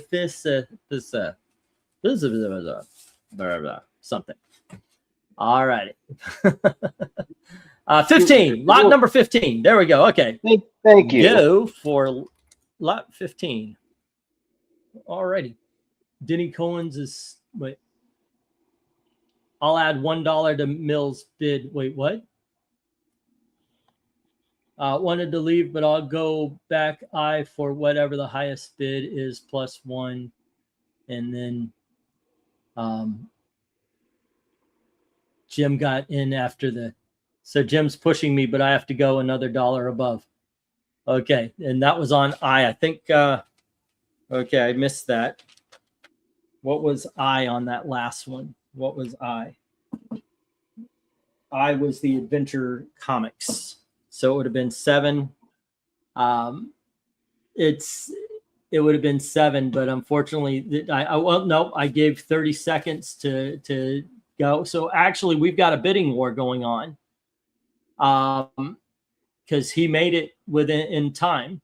Jim made the counter in time. I always say if the stop comes right on. Okay, so we've got a bidding war right now on Adventure Comics number 311, because according to the rules, I give 30 seconds, and Jim was within that. So I got to go back to Adventure Comics number 211, which is, that would have been 7. Jim would be 8. Mill would be 9. And then Jim just put 10 on it. Okay, that's where we are. Let me get this 7 from Mill, 8 from Jim, 9 from Mill, 10 from Jim. Oh, we're almost to a Donnabrook. There we go. And that's where we're sitting right now. So that's where that is. All the others are at $5 each. Okay, there we go. All righty. Jesse James, Team Rocket blasts off in speed of light, surrender now or prepare to fight, says Austin. I wonder what that's from. I remember when Wonder Girl was something the Comicsgate guys would talk about. She debuted, if I remember correctly, they were nicer to her in that Harley Quinn replacement they made. Punchline. 12 is my max, and that's where I go, says Mill. But we are at our first Donnabrook of the night. Does Jim go 13? Independent comic creators are usually more. Jim goes 13. All righty. And with that, then it would be done because Mill says he's not going above 12. All righty. There we go. All right. And I put Jim down for it. Okay. Yeah. Wait, y'all are Florida made her debut. Like, DC hasn't really been doing anything with her. Well, at least haven't been doing anything meaningful with her. They pushed her, and she didn't go. And I'm wondering if it's because we really didn't mind her. We liked her. I think they were looking for. I don't know. They were looking for. Oh goodness gracious! Rage bait, and they didn't get it. No, the problem is they gave her to idiots who couldn't write her, and then the quality just went lower and lower and lower. Well, not just the quality, but also like the the continual lowering of standards within not just the comic industry, but other facets of entertainment. No, it's like everything that originally appealed, the original appeal of her, they just took those away. Mm-hmm. What's this? Austin is saying, sorry, I haven't been bidding in a few weeks. Life circumstances have been getting in the way and have had to save a lot more. Dude, I've said this before. If you come in and you just enjoy the conversation, you're always welcome. But I get it. I mean, hell, everybody here knows that I've been through the ringer as well, man. Just take care of yourself. And yeah, thank you. Thank you. Oh, and by the way, I found a box that got buried in a tub. I put a long box. It's a priority box. I sometimes ship stuff out, but it had some treasuries in it. And I got to apologize. I've got a treasury for you there, Austin, for the next time I send books out. Yeah. Yeah, go figure. I put it there to be safe, and it got clothes put on it, and as we moved. So not dirty clothes. They were folded, but yeah. We're going through all the stuff, finding out what we want and what we need, what we can sell, and what we're going to donate and/or trash. All right, I'm gonna get to stop here. Not one bid on anything up here. Like, come on, like the League of Champions, Flair and Tomy, and Doctor Strange. Like, these are quality titles that people should not be sleeping on. Yep. You know what? I'm gonna find this out. This is a great freaking cover. I've got a few of these different variants and such. I think I've got 4 or 5 different covers for this book. I sold one. Wow, okay, so it's got like a little painted quality to it. There you go. Well, that's what it looks like. It's not bad. Oh, I miss the days. I miss the days of painted comics and graphic novels. Yeah. Yep. Okay, let me get these down. We'll get the next round up. Jesse James. I got that song stuck in my head. That's Alice Cooper, by the way. Yeah, no, I remember it.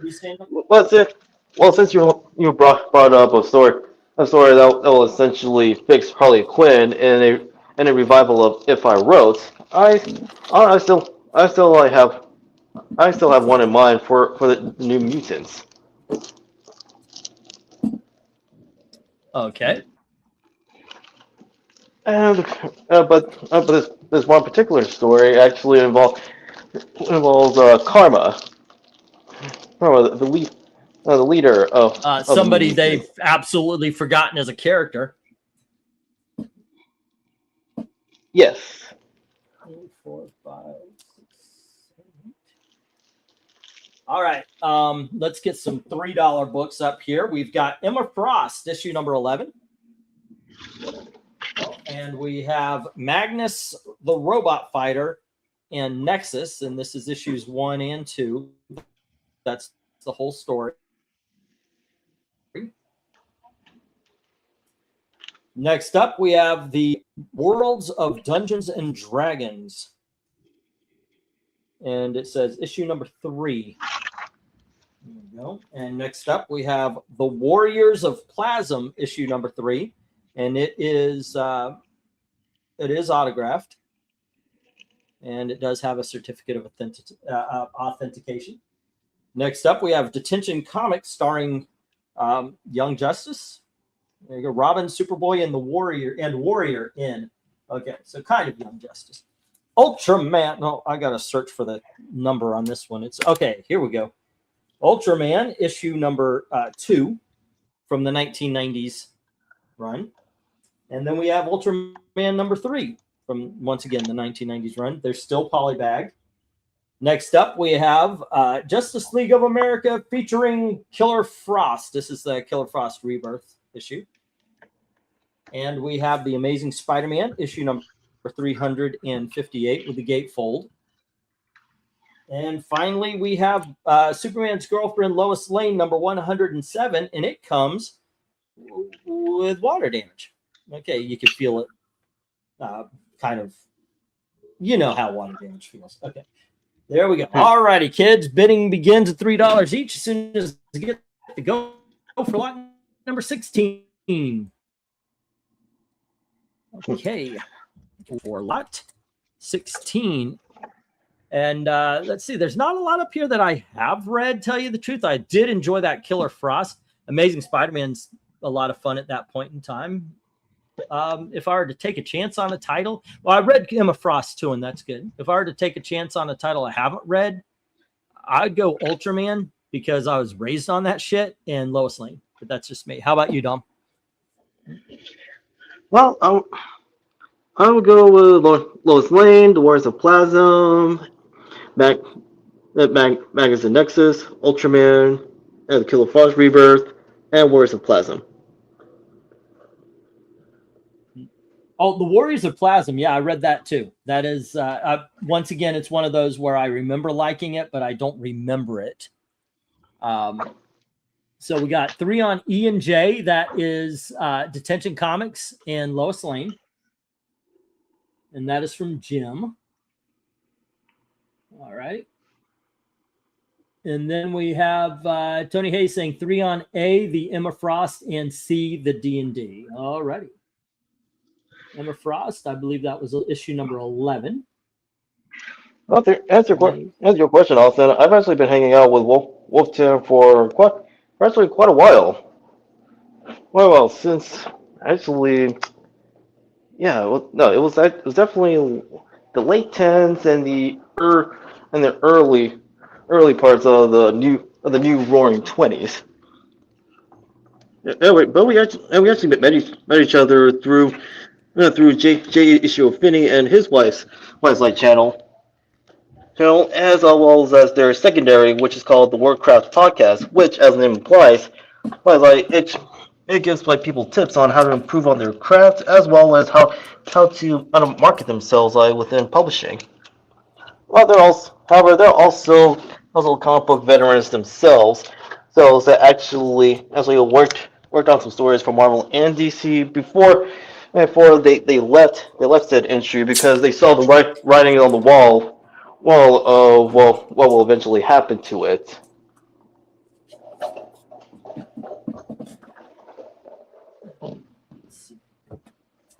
How are we doing? Any more bids? Darkness comes in with 3 each on FGH and I. Okay, and none of those had previous bids. Oh, wait, no, we had one. No, is that I or J? That's J. That's I. Okay. But Tony Hayes actually got to I before you, Darkness Comes. Okay. Yeah, well, hopefully that answers your questions, Austin. But in fact, that's our fearless leader, England. He's actually an occasional guest of Wolf Tim Media's channel. I feel so bad, dude. I feel so bad I was not able to go on, but it's very much like Mills said. We had hurricane style winds, and I could not get on the internet. Yeah, so I had a feeling that was you. It was you, under the name Samuel, Austin. But those are curious.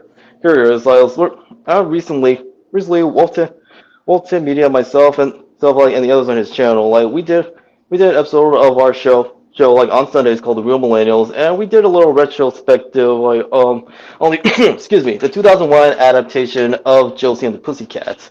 And we talked about what worked, what could have improved the movie, as well as give our overall impression. Right, where essentially everyone agrees that in spite of its flaws, Josie and the Pussycats is a rewatchable movie. But actually, you know what? But thinking about it recently, what I should have said in that live stream was Josie and the Pussycats walked so the Scooby-Doo duology can run. I gotta say, me and Gail, we rewatched Josie and the Pussycats yesterday. Well, freaking fun as hell! And my gosh, what a great soundtrack! Yeah, no, still holds up. That Yeah, was a well, lot of fun. a lot of fun, but also like what the movie like touched on is still relevant after Yeah. all these years. Oh, I saw an interview, by the way. It was with Alan Cummings, and he was Yeah, talking about how he's got some snobbish friends who are like, you're up for all these awards and everybody sees you as a great dramatic actor. Why do you appear in these movies? And he thinks they're being snobbish. If you do all sorts of movies, and he had fun with Josie and the Pussycats, he had fun on Spy Kids, um, but it is. I mean, it's just a lot of fun. What can I say? The oh, what was the very much. line? And actually, I was introduced to Alan Cummings through Spy Kids, and at that time, Mhm. I didn't know like he's a Brit playing an American. Yeah, he's got some of the best line readings in the entire movie. The when Du Jour finds out about the hidden messages, the whole bit about bring the Chevy to the levee, that kind of thing. The way Yes. he says some of his lines are just fantastically funny. Oh, very much. Uh, And no, I would say like besides those like who are fans of Josie of the Pussycats, be it like the original Archie comics and the animated series done by Hanna Barbera, but it's mhm. also like was made for music aficionados, especially really those like who look into the who are very into history, besides music history, and if they catch the reference of Chevy to the Levee, they're like, oh, he actually put that there. Yep. Bring the Chevy to the levee. Yeah, it's a lot of fun. And everybody kicks ass. That was the first time I saw and recognized Rosario Dawson. And I had an Dawson. argument. Yeah, I had an argument with my friends. I said, "Holy crap, you gotta see this! Though she's hot as hell." And they were like, no, I don't see it. Are you fucking kidding me?" That's one Yeah. of those where there's a line in Harry Met Sally, Hmm. and they're at a diner. It's right at the beginning, and they're at the diner, and Harry's looking at Sally, and he goes, "You're a very attractive woman." And she goes, "Well, Karen thinks so." That was her friend who's dating Billy Crystal. And he goes, "No, I don't think it's a matter of opinion. I just think that you are an empirically beautiful woman." And that's just the way it is sometimes. You could think someone's attractive. Sure, everybody's got their opinions, but occasionally you just run across somebody and it's just like, there is no opinion on this particular thing. No, That no, is he was being objective, and really, yeah. like, with how Harry Met Sally, like, it remains like one of the best as like works of fiction like within the romance Yeah. genre, and people still talk All about it after all these years. Okay, let me see if I can get this by memory. Don't hate me if I can't. I'm doing my best, man. Emma Frost, to Tony Hayes. I do believe Warriors of Plasm was Darkness Comes. Jim with Detective Comics. Darkness Comes also with the Ultraman and the Killer Frost. I want to say Tony Hayes got to Amazing Spider-Man before Darkness Comes, and Jim has Lois Lane. All right. Leaving just these two books right here. Magnus Robot Fighter and Dungeons and Dragons. Wait, Dungeons and Dragons is with somebody too. Tony Hayes. All righty. Only Magnus and Nexus end up in the rejects. Okay, cool. I like that. Oh, That's a good ratio. 1, 2, yeah. 3, 4, 5, 6, 7, 8, And 9, actually, 10. well, since you brought up Rosario Dawson like earlier, actually, well, one of the critiques too is like Wolf and the others that brought up with with how she played Valerie, but she could have like played she could have been more like Valerie from the source material. Because like why you did get Valerie here and there. There like other times there like Rosario was just playing as characters she has as familiar characters has played in previous works. Whereas, Tara Reid, Okay. Melody's actress, like she's very accurate to how who she is like in the stores. Okay, I'm going to have to adjust here because I did not put a 1 minute warning up, and Darkness Comes is putting in a $4 bid on I forgot the 1 minute warning apparently. So what was I? I was on that one. The Amazing Spider-Man. So it was Tony Hayes. Tony Hayes. I didn't put one up there. So do you want to push on the $4? And Darkness Comes is saying he only bid on the 4 on the bottom, which I have you down for the Ultraman, Killer Frost, and yeah, that's what I got you down for. Did I say? Oh, Warriors. I had somebody bid on Warriors of Plasm, and that was D. Where did I see that? Nobody. I just made it up. Okay. All righty. There we go. But I'm going to be fair there.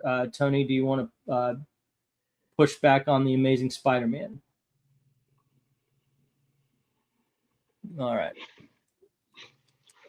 I will give him, because this is a different situation. I'm sorry, I just didn't realize I didn't do a 1 minute warnings. But here you go. Let's get the next round up. Thunder Agents, Hall of Fame, issue number 1 and 2. All righty, so 2 books for 3. We have The Badger, and this is issue number 1 and 2, and that is complete story. We have Transformers: The War Within, and that's issue number 1. Next up, we have Usagi Yojimbo. This is from the 80s or 90s. And this is issue number 32. It's first appearance of a character. I forgot what character it is. Tomoe, issue number 1. And we have Unicorn Isle from Apple Comics, and that's issue number 1. And we have issue number 2. Oh, wait, reverse that.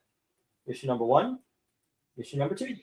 Then we have the Futurians, issue number 1, their 1990s series. And we have Danger Girl, issue number 3. And Danger Girl, issue number 5. Bidding begins at $3 each as soon as we get to go for lot number 17. I believe we are on right now. Okay. Yep. Go for lot 17. Go for lot 17. Really? All righty. You're gonna go still waiting. I'm going to, just to be fair, I'm going to accept if Tony Hayes still goes to push back. But at this point, Darkness Comes has Spider-Man. All right. Yeah, what would you go for? This is an oddball. I mean, this is all independents right here. What would you go for? Because Usagi Yojimbo, Danger Girl, Tomoe, the Futurians, and the Badger. I'll even throw in Unicorn Isle, as well as Thunder Agents. Have no idea what Unicorn Isle is, but you and I agree on the Futurians and the Usagi Yojimbo. My third would be Thunder Agents, and the Badger would be up there as well. I've never read Danger Girl. Really? Yeah, never read it. Dude, it's really good.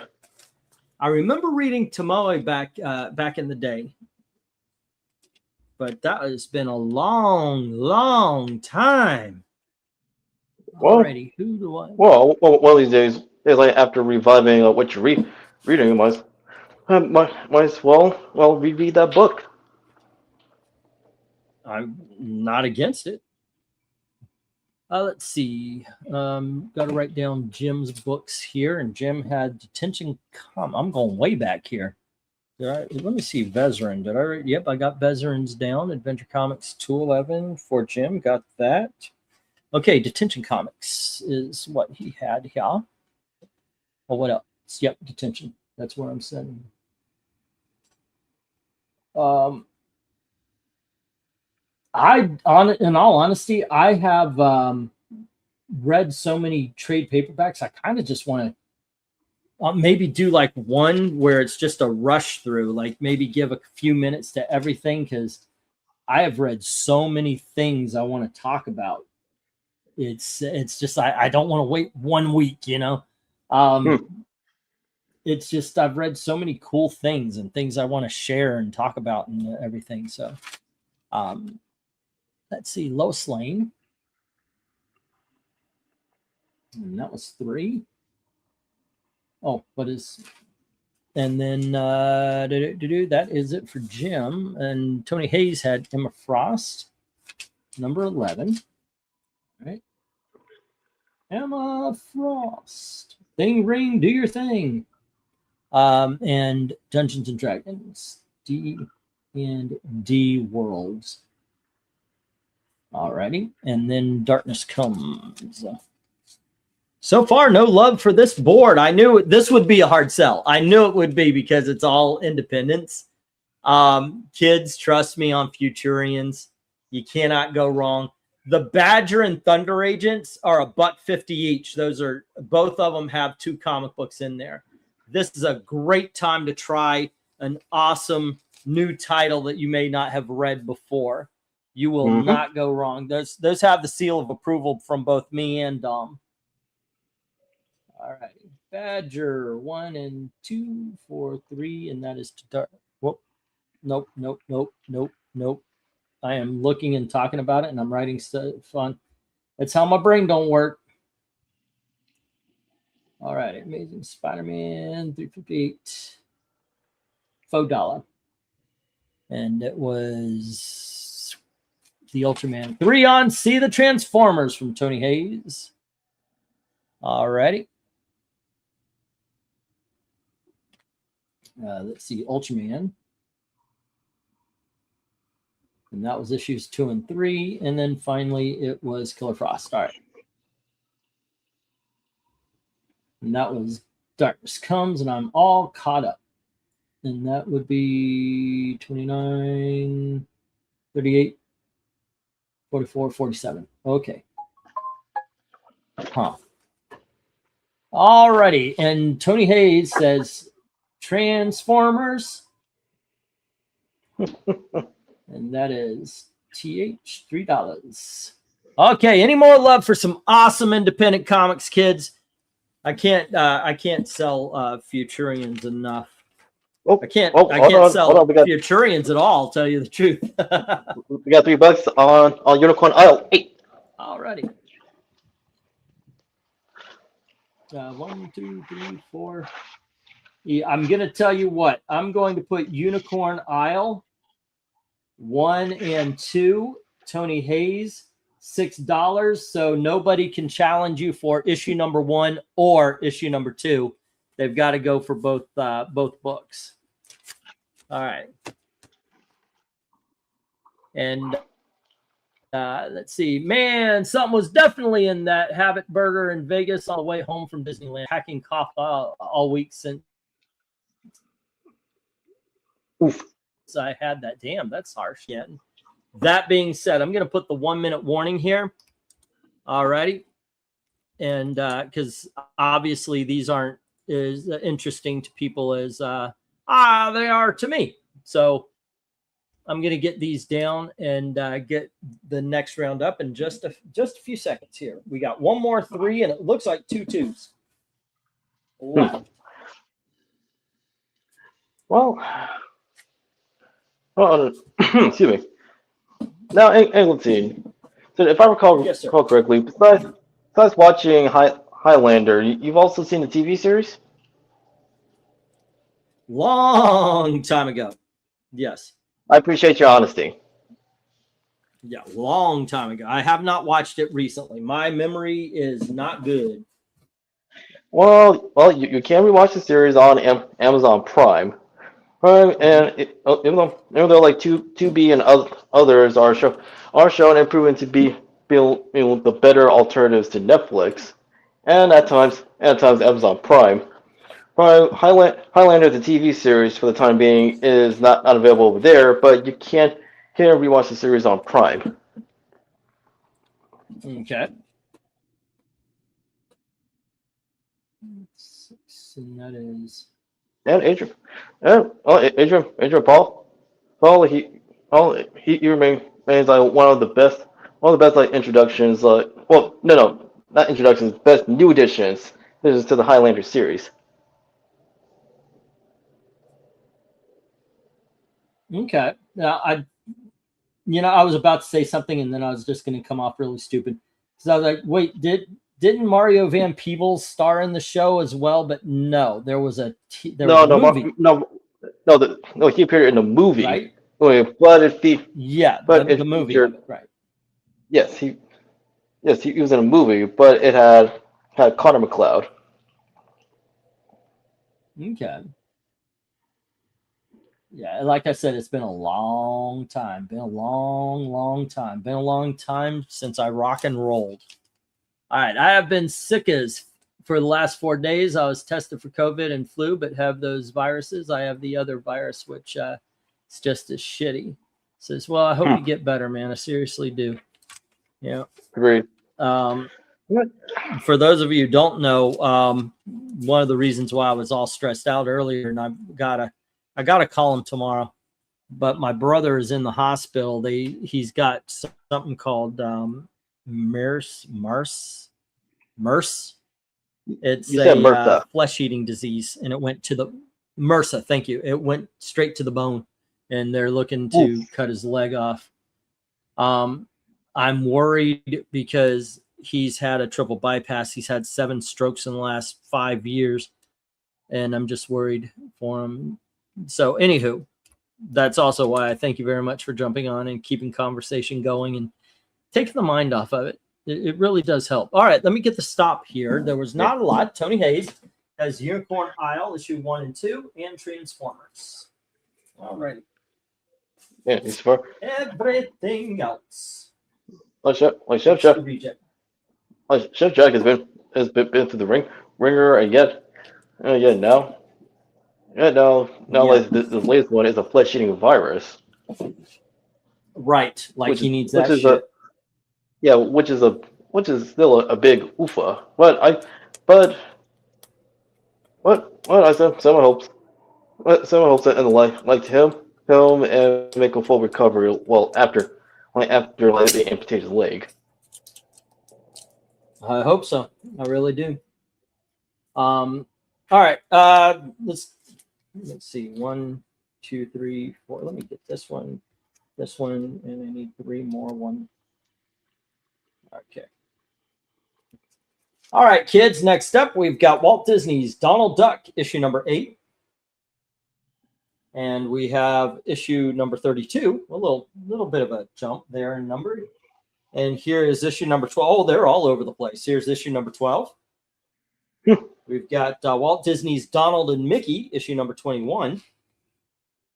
And here is Walt Disney's Donald Duck Adventures, issue number 22. All righty. Next up, we have Dudley Do-Right, issue number 2. This is from Charlton Comics. Then we've got Doctor Strange, issue number 12. Same series as the number 1. This one has a sexy enchantress drawing. Wonder Girl, issue number 3.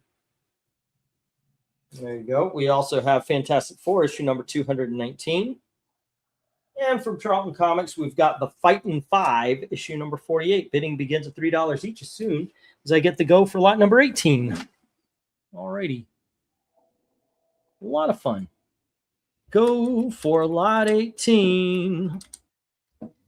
And this is the last of the 3s, and then I do believe we got 2 2s left. Let's see, but there you go. Yeah, it's rough. It's rough that he's going through these things. You know, what kills me is when he was a kid, he was a bit of a hypochondriac. So I didn't believe him a lot. And here he is seriously ill. I'll call him tomorrow, see what's going on, see if I can't get any news and everything. Right. Tony Hayes says 3 on the G, the Doctor Strange. Well, Tony, I'm going to reach out to you. I'm saying, what would you think about a Doctor Strange #1 from the same series? And so was it? That one was 5, but I'll tell you what, get both of them for 6. I'll throw in the Doctor Strange #1 for $3.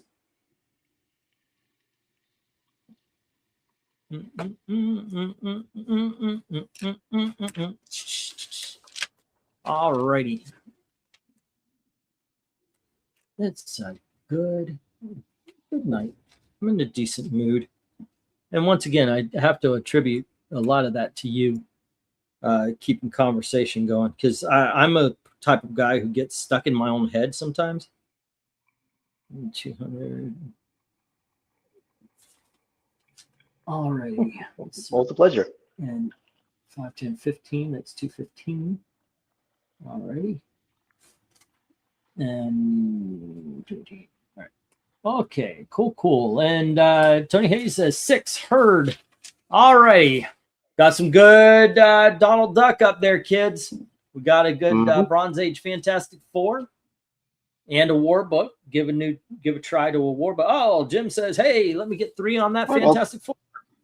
Well, adding on to that, you can you can give these classic like Disney comics to your kids.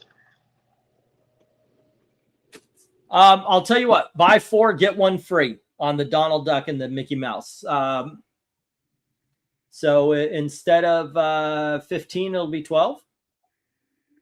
Yeah, why not? Let's go there. Let's go that way as well. Also, I've got #1 of Wonder Girl and #3 here. I'll do the same deal. $6 for both. Let's go $6 for both.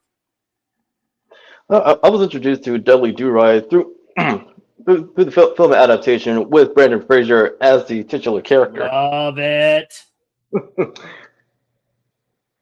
Yeah, really the 90s, in the 90s as well as the early 2000s. Like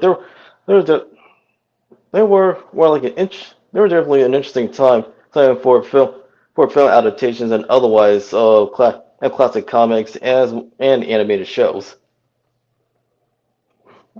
Like I said earlier, the Josie and the Pussycats movie from 2001 walked so that the Scooby-Doo duology can run. Yep. Oh, by the way, my daughter was exactly the right age for all of this, and I showed her.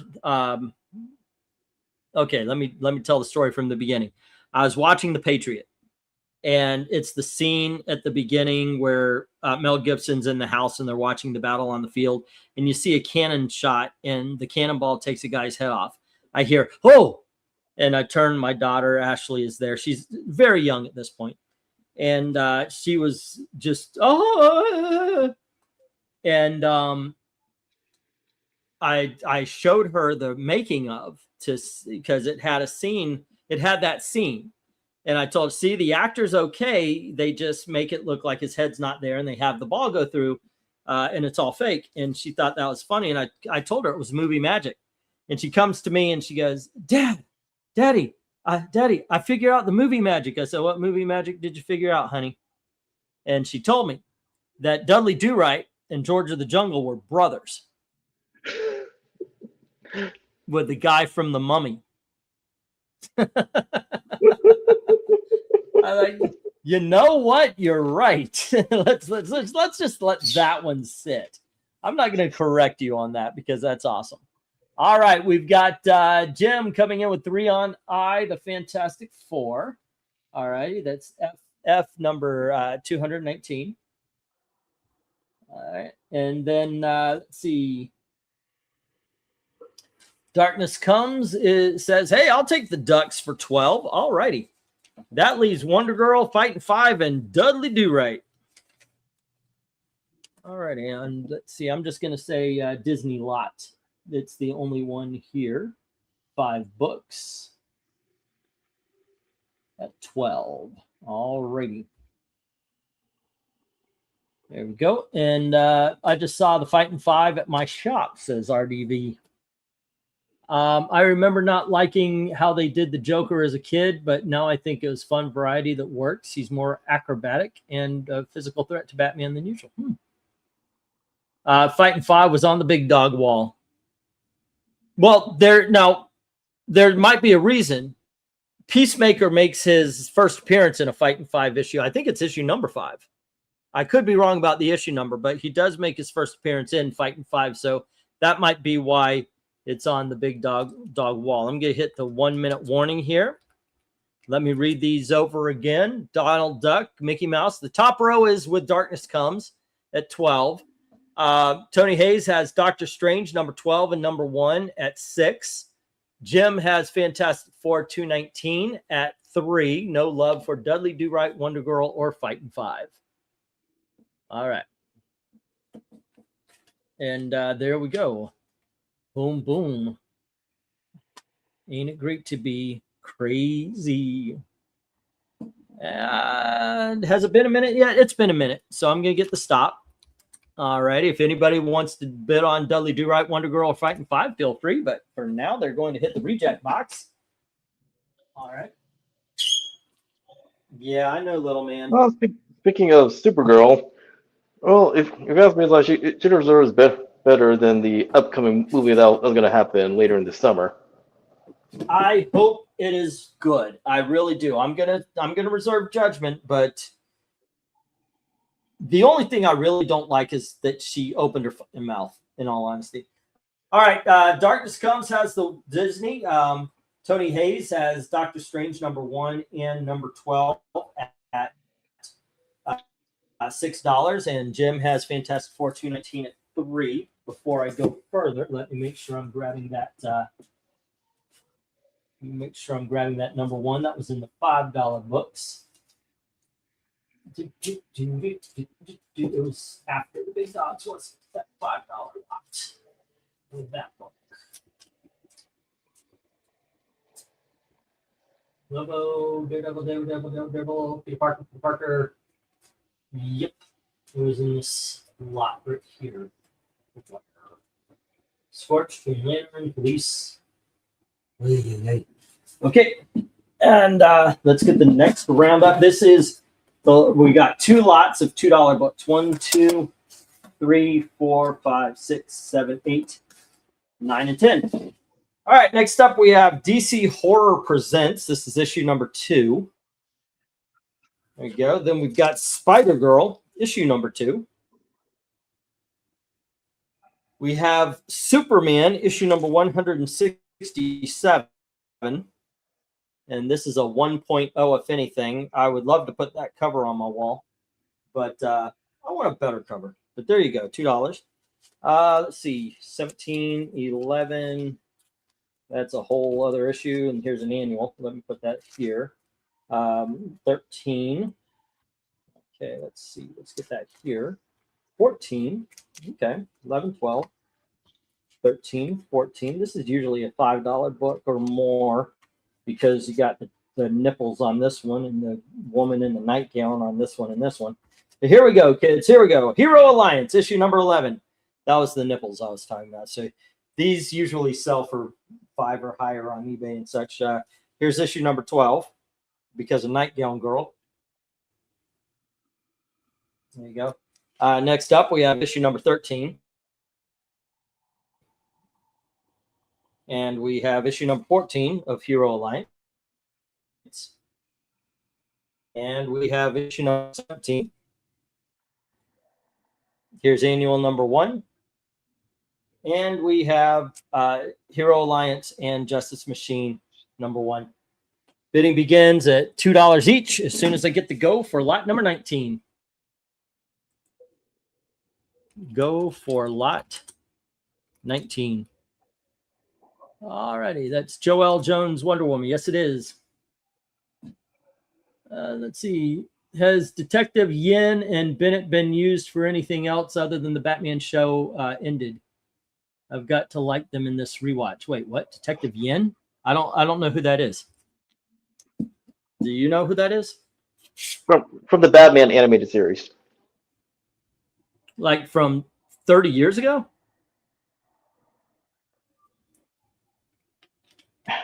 Yeah, for the 2000s. On Kids Okay. WB. Okay, I don't remember those characters. That's Yeah, to answer your question, unfortunately, those two did not make the jump from animated series to comics. I was like, like Harley and Renee Montoya. Alrighty, so Vezerin takes advantage of my good nature on a Superman book, grabs that 167. Because, I mean, that's one of the most popular covers of Superman, even in the condition, and it is a 1.0. I think it's probably more than $2, but still, I mean, come on, that's a great deal. I'm glad you got it. Peter David, Supergirl's getting its own DC Finest trade coming out this year. It's a good thing they're releasing it after the man died. Oh, dude, come on. It's good stuff, though. Jim says 2 on B and 3 on C. Okay, he's fighting for that Superman. Alrighty, and he's picking on Vezerin. I'm not the only one that noticed that every time Vezerin has bid, they're bidding on. They have similar taste. I'm just joking around with that, though. All right. Vez says 2. Jim says 3. Vez says 4. All right. And Jim says 5. 1, 2, 3, 4, 5. And let's see. Vezerin also had B, which is Spider-Girl number 2. Not Vezerin, but Jim. All righty. Let's see. Do 5 on C. That Batman series had its own comic. Batman Strikes. Okay. Yeah, I remember Batman Strikes. All right. Okay, and after this, one more lot of books, kids. All righty. Let's see how it goes. We are stuck on just the 2. No love for the Hero Alliance. I was wondering how it would or would not move, because this is one of those where I know we had a few people, but they've kind of bounced out. LK used to get a lot of the FemForce / Hero Alliance titles and such. So. All right. And let's see what else. That is that as far. That's a shame they didn't end up in the comics, as Austin. But RDV's calling it out. He's saying that they were in the comics. So I don't remember it at all. So I can't comment on it very well. All righty. And you know what? I'm going to get the 1-minute warning since we're so close here. It just doesn't seem like Hero Alliance is getting a lot of love. Oh, well, 3 on B. So Tony Hayes is challenging Jim on the Spider-Girl.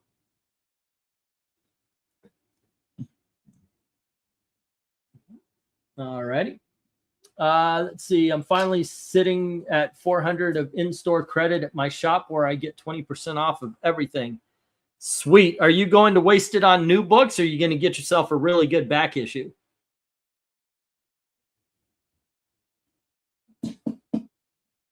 $400. That's a good amount. I mean, you could get an actual really good back issue. My mouse is up, says Tony Hayes. My bird is a little bit. I don't know. I think he's they got construction going on next door. But yeah, I mean, like, what does he do? Does he run around in his cage, or what makes your mouse screwed up? I only sold 4 short boxes of comics. Oh, nice. Did you have any of the speculation books? 100 a box, not bad at all. Not bad at all. What is that? Oh, that's the song I'm thinking of. That's Good Man Charlie Brown. Computer mouse. Oh, I was way off. I know. I was just messing around. All right, let's get the stop. We'll bring up the last lot of the evening. Oh my gosh, it's 12:40. I've run way late on this one. All right, let's get these down. We've got, I believe it is Veteran who ended up with this one. Jim at $5 on issue number 162. Spider-Girl number 2 ended up with Tony Hayes at $3. And everything else into the reject box. Okay. Some Cool Hero Alliance. There we go. Oof. And the final lot of the night is a one title lot. So hopefully you guys are actually interested in the title.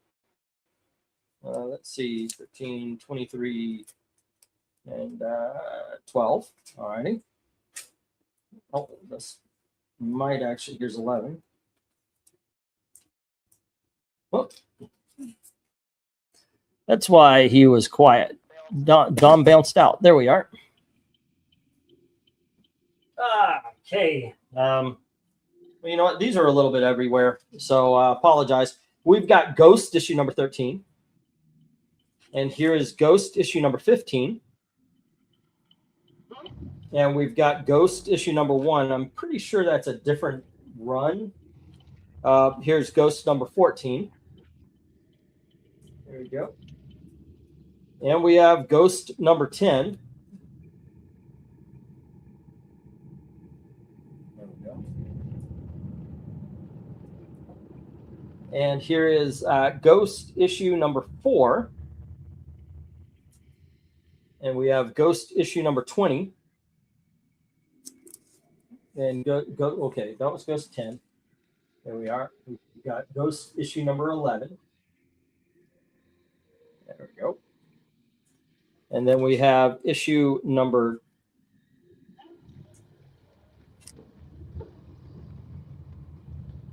12. There we are. And then issue number 13, issue number 14, right here. And issue number 15. Here's issue number 15. And then we have issue number 20. Issue number 23. And then these are of one series. It's issue number 1 and issue number 4, $2 each. As soon as I get to go for lot number 20, last of the night. How is it we took so long? Go for lot 20. That is just so weird. So weird. I have 7 cats. The only mice I see are dead. Oh, ours caught a mouse the other day. Yeah. Okay. Let's see. Any love for the Ghost? That's the big question on everybody's mind right now. All righty, as I need Jim's page and Tony Hayes' page for the last lot. Jim had Superman 162 at 5. All righty, Superman 162, $5. All right, and that's $2.26. All righty, and Tony Hayes had Spider-Girl number 2 at 3. All right, and that is 37. All right, there we go. Jim says 2 on A through I. Is this a dead lot? Ha! You know what? I'm going to put the 1-minute warning up. The only thing that we have left is J. So if anybody takes that. But for now, let's get the 1-minute warning. Oh, All righty, I'm going to put this down as Ghost Lot for Jim. Okay. Great choice, Jim. Let's see, Jim. It is Ghost Lot, and that would be 18 already, and that would be 244. All righty, kids. There we go. And you know what? If anybody wants it, just tell me they want it. I'm going to hit the stop, and we're going to do some math. We're going to do mathin'. All righty. There we go. Good stuff. Cheap. Oh, that was a great choice on Ghost. Yes. All right, let's get these down, and only one hits the reject box, or the reject box says, as it stands right now. And the rest go to Jim at $2 each, or 18 on the locks. There we go. All righty. And let's see what we got. Dun, dun, dun. There we go. Oof. Don't turn the light on. Yeah, my eyes. All righty. There must be a girl math. Oh, I like that. I like that. There's a YouTube channel, by the way, called Girl Math, where it basically is about the ridiculousness of it. But yes. Okay, really quick here, kids. Jim, Wiz Comics Treasury for 15. Betty and Veronica for 2. Superman. That was Betty and Veronica #1 for 2. Superman 183 for 2. Showcase Presents 96 for 3. These are all $3 books. Dazzler 6, 7, 9, and 17. Star Wars Crimson Empire 3, #3. Tales of the Legion Annual #4. These are $5 books. Ganthet's Tale, Green Lantern Ganthet's Tale, Batman Judge Dredd, Riddler something or other, and Star Wars Tales, issue #2. $10 books. Witchblade Tomb Raider #1. JLA Avengers #1. Action Comics 312 and 209. Batman 511, the DC Universe, all for $10. Final Night Trade paperback at 20. Then Superman 207 at 8. Fantastic Four 209 at 10. Superboy 50 at 10. GI Combat, forgot the number. 8. Advanced Dungeons and Dragons #1 at 8, as well as Tomahawk. These are $5 books. Spectacular Spider-Man 213. Dark Horse Presents 34. Avengers 144. Captain America 400. And Detention Comics #1. Adventure Comics 211 at 13. Superman's Girlfriend Lois Lane at 3. The Fantastic Four 219 at 3. Superman 162 at 5. And the Ghost Lot at 18 for a subtotal, or a total of 244. All right. That is for Jim. Did I come close, Jim? Tony Hayes. The $2 books. Darkness #1. First 6-pack #2 for 2.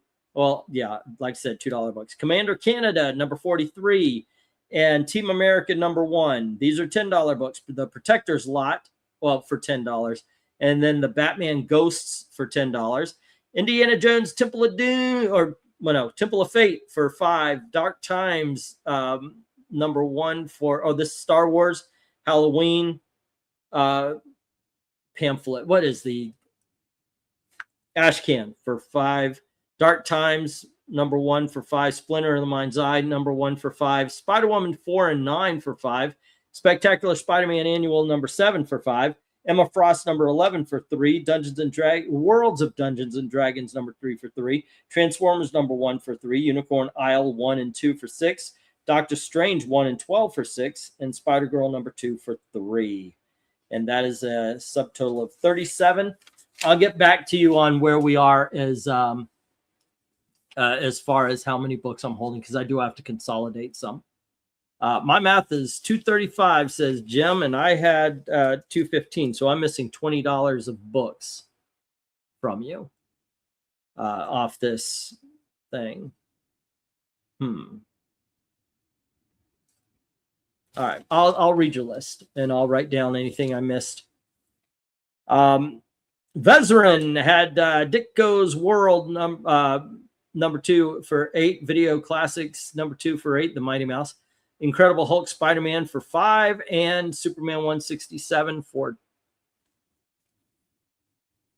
2. Nope. Just the 3. And that is 13, 18. All righty. And that puts you at 116. That is minus 8 is 108. All right. Cool. Darkness Comes had New X-Men 114 at 8. The Special Edition X-Men at 8. New Mutants #1 at 8. X-Men 118 at 5. Marvel Tales 98 and 99 at 5. Amazing Spider-Man 358 at 4. Ultraman number 2 and 3 at 3 each, as well as Killer Frost, the Rebirth Killer Frost. Then Disney lot 5 books at $12, and I've got you down for 59 there. Darkness Comes, and we already have done Mills, and so there we go. All right, that is everything. Okay, how did I screw up? Let me know, kids. Am I still on? Because I was just all right, there we go. You're welcome, and thank you, Darkness Comes. Seriously, I appreciate you jumping in. This is one of those holy crap, Papa needs a new pair of shoes kind of weekend. We went out and we got the family phones at T-Mobile because they started off with this old man plan and all that kind of stuff, and then they were like, hey, wait, you got kids? We could do a family thing. And they the first bill is up, and it's the more expensive one, and I've been given that particular one to do. Anything over that, I actually get to go to the comic show tomorrow, so fingers crossed, right? All righty, let me check that out for you, sir. I am looking forward to. I do want to go to the show. I missed the show today.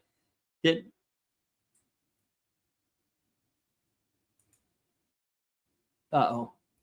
I'm zonking out again? Is that what's going on? Darkness Comes 59, I believe. Let me read it off again to make 100%. Yep, 59. You want me to read it off? Do you want me to read the itemized off again? It's 59. Okay, Jim sent the list. Okay.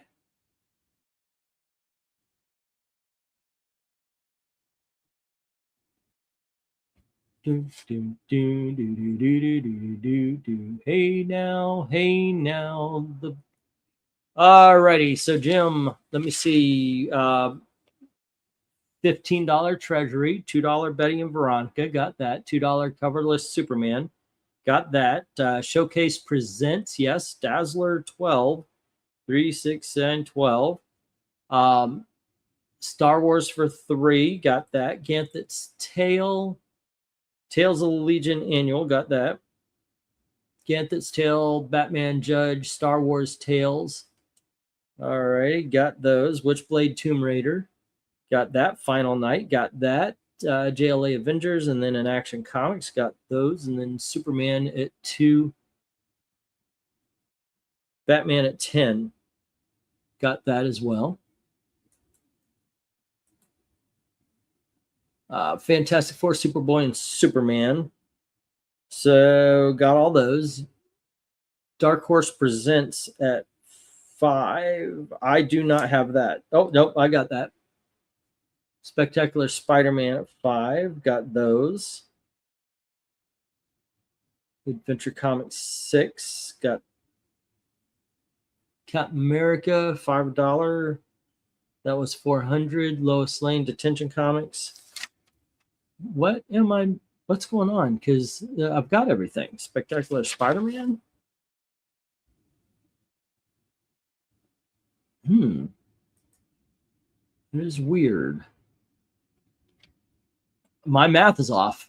That's the only thing I can think of is my math is off. Yeah.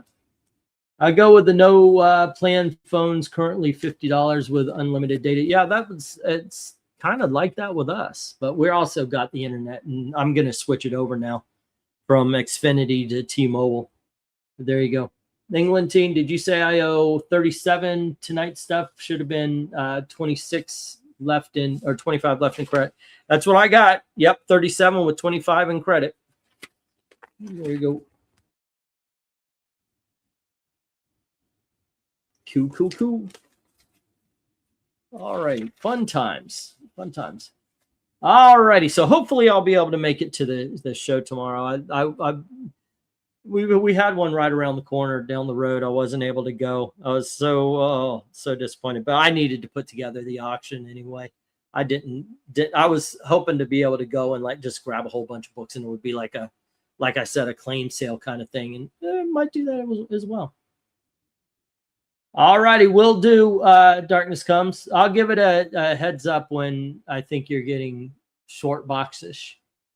So there you go. Oh, I actually need to buy more short boxes as well. And with that, guys, thanks for hanging out, and thanks for making another successful auction. Totally appreciate it. And let's see. I always say Sunday night we're going to have our cover ranking. I am going to the show tomorrow. It's out of town. If I'm not too tired, we'll do the cover ranking. If anything, we might just do a live stream. Maybe I'll drag Dom back here and we'll actually talk about our story ideas for the Joker and Harley Quinn. And he says, who was it that you had a story idea for? Oh, I have a story idea for the New Mutants. And this The case, New Karma. Mutants, focusing on karma. Yeah, but because sometimes when I'm tired, I like doing more free stuff more than something that's so strict as the cover rankings. I think the cover rankings are about. I think the cover rankings are about done. Yeah, let me get those. I'm getting to that point where. Yeah, I want to finish. I want to finish this season. I want to do the annuals. I'm looking forward to the annuals, but I think after that we might try to find something else, or maybe rehash something else. Let's talk about comics for comics' sake, or let's talk about maybe even bring back Jeopardy and all that kind of stuff, but not make it a competition if people want to answer the questions and all. Let's see. What do we have as far as Star Wars? It was just the 5 books, I think it was. Let's see, 3, 6, 9, 12, 15, 18, 21, 24, 27, 30. A man and a woman had a little baby. 3, 6, 9, 12, 15, 18. Oh, goodness gracious. How about 12? We'll go to, I mean, you've done a lot, and I think you've bought every other Star Wars book from me, and this is it. Wait, what about 2, 4, 6, 10, 12? Yeah, let's drop them to 2 instead of 3. Because you have literally bought, this is it. I bought a big ass collection of Star Wars, and you bought everything else. So you want $2 each on the books there, Tony? Giving you a good deal. And that would be, yeah, that would be 49, or we could just say an even 50, and it'll be 13. Would that be all right? There we go. All right, let me get your sheet and put on the Star Wars lot. You want 13 or 12? And I know it's $1, but you want to make it an even 50 or the? Okay, cool. Let's see, Star Wars lot. 5 books. Oh, for 13. So for all right, tomorrow's live that is an even 50, sir. for tomorrow's live stream, what time do you plan on starting it? We usually start around 10:30. 10:30 is when we do the cover rankings. Yeah. But like I said, it'll basically, if we don't do it then I'll try to make it so we could do something on Monday or something. Because I know you've been wanting to do that, but I've also been wanting to go to the movies.